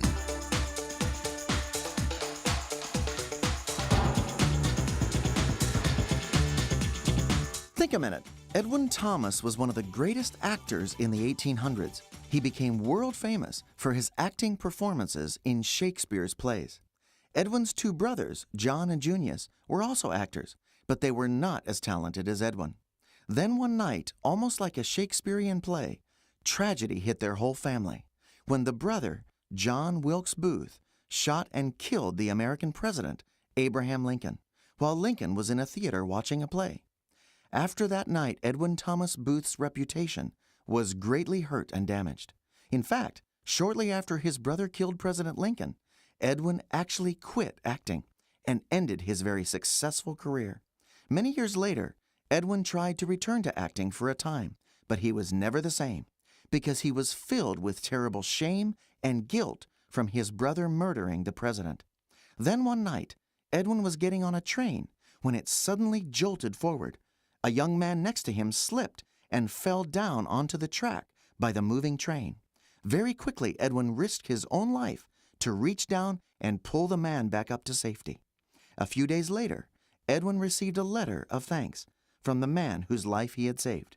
The man had recognized Edwin as the famous actor and wanted to thank him again in a letter. You see, that young man whose life Edwin had saved was Robert Todd Lincoln, the son of the man Edwin's brother had killed. So while one brother had killed the president, the other brother had saved the president's son. Every one of us is guilty of doing wrong things in our life, wrong words, wrong thoughts, wrong actions, and we can never completely make up for all the wrongs we've done, especially all the ways we've disobeyed and wronged our own Maker, God. That's why Jesus Christ came, to make up for all our wrongs and pay the penalty for us. So won't you ask Him to forgive you for all your wrongs and to give you His gift of new life? It's the only way you can go on to live and die free from guilt. Just think a minute. If you'd like... Oh my,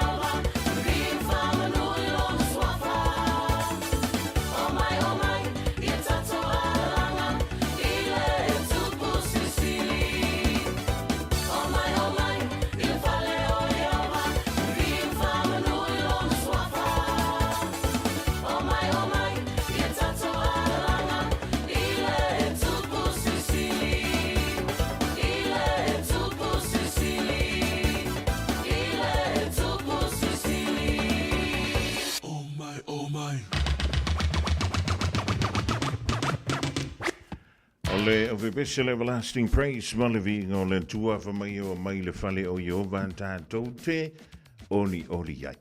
Ele ya se si fane ka ke mo wai oli mo fia. Ja, wa tau ngan tu ya la tanto por calamina le think a minute por le toi ma fo mo si le minuto stasi le dei fiafi. E tau ngan tanto tu langa tau le nganga. Ya wa uma le fa tino ya e fo le tu langa tau le nganga mo tanto uma. Wa taulunga le tautua mo e sa mo le reia solua o le asa ngana mo le tauta bali I lau ma whaafunganga. Ya, e ma tauta matua antu e tau malo titi whaitama. Ya, maruia tele le alo antu I whainga malo longa o le reia fiafi. Teitai antu e le tuolo tau soi fuamala banta wala I le asa fonga antai au. Ya, e sa ile iso tātou ai. Ya, po le afu I se fonga I le li mo tātou le aso antai au. Ya, ma wha awawi nai. Ya tātou mata upu mai sa mo le fionga ia le antou savea ma le polo kalambe o le nganga I fo faiva pea mai atala mai e tunu o le Pasifika ma le langi mana tua tātou fuala au alofa antu soifua ma le penisula mai molino le tai tu pito ia pia si o utaulanga manaya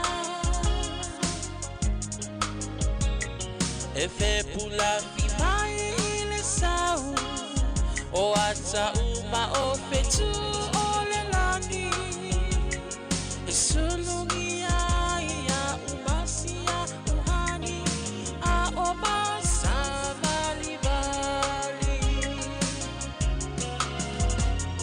le pasina se Yesu solo ia samo alo uatulu Se ifai mafianga Ie mama atene matama Olo sisi vai mapepese Matata lato tunele A omae mane ilano ole niu Na o umasi a ukele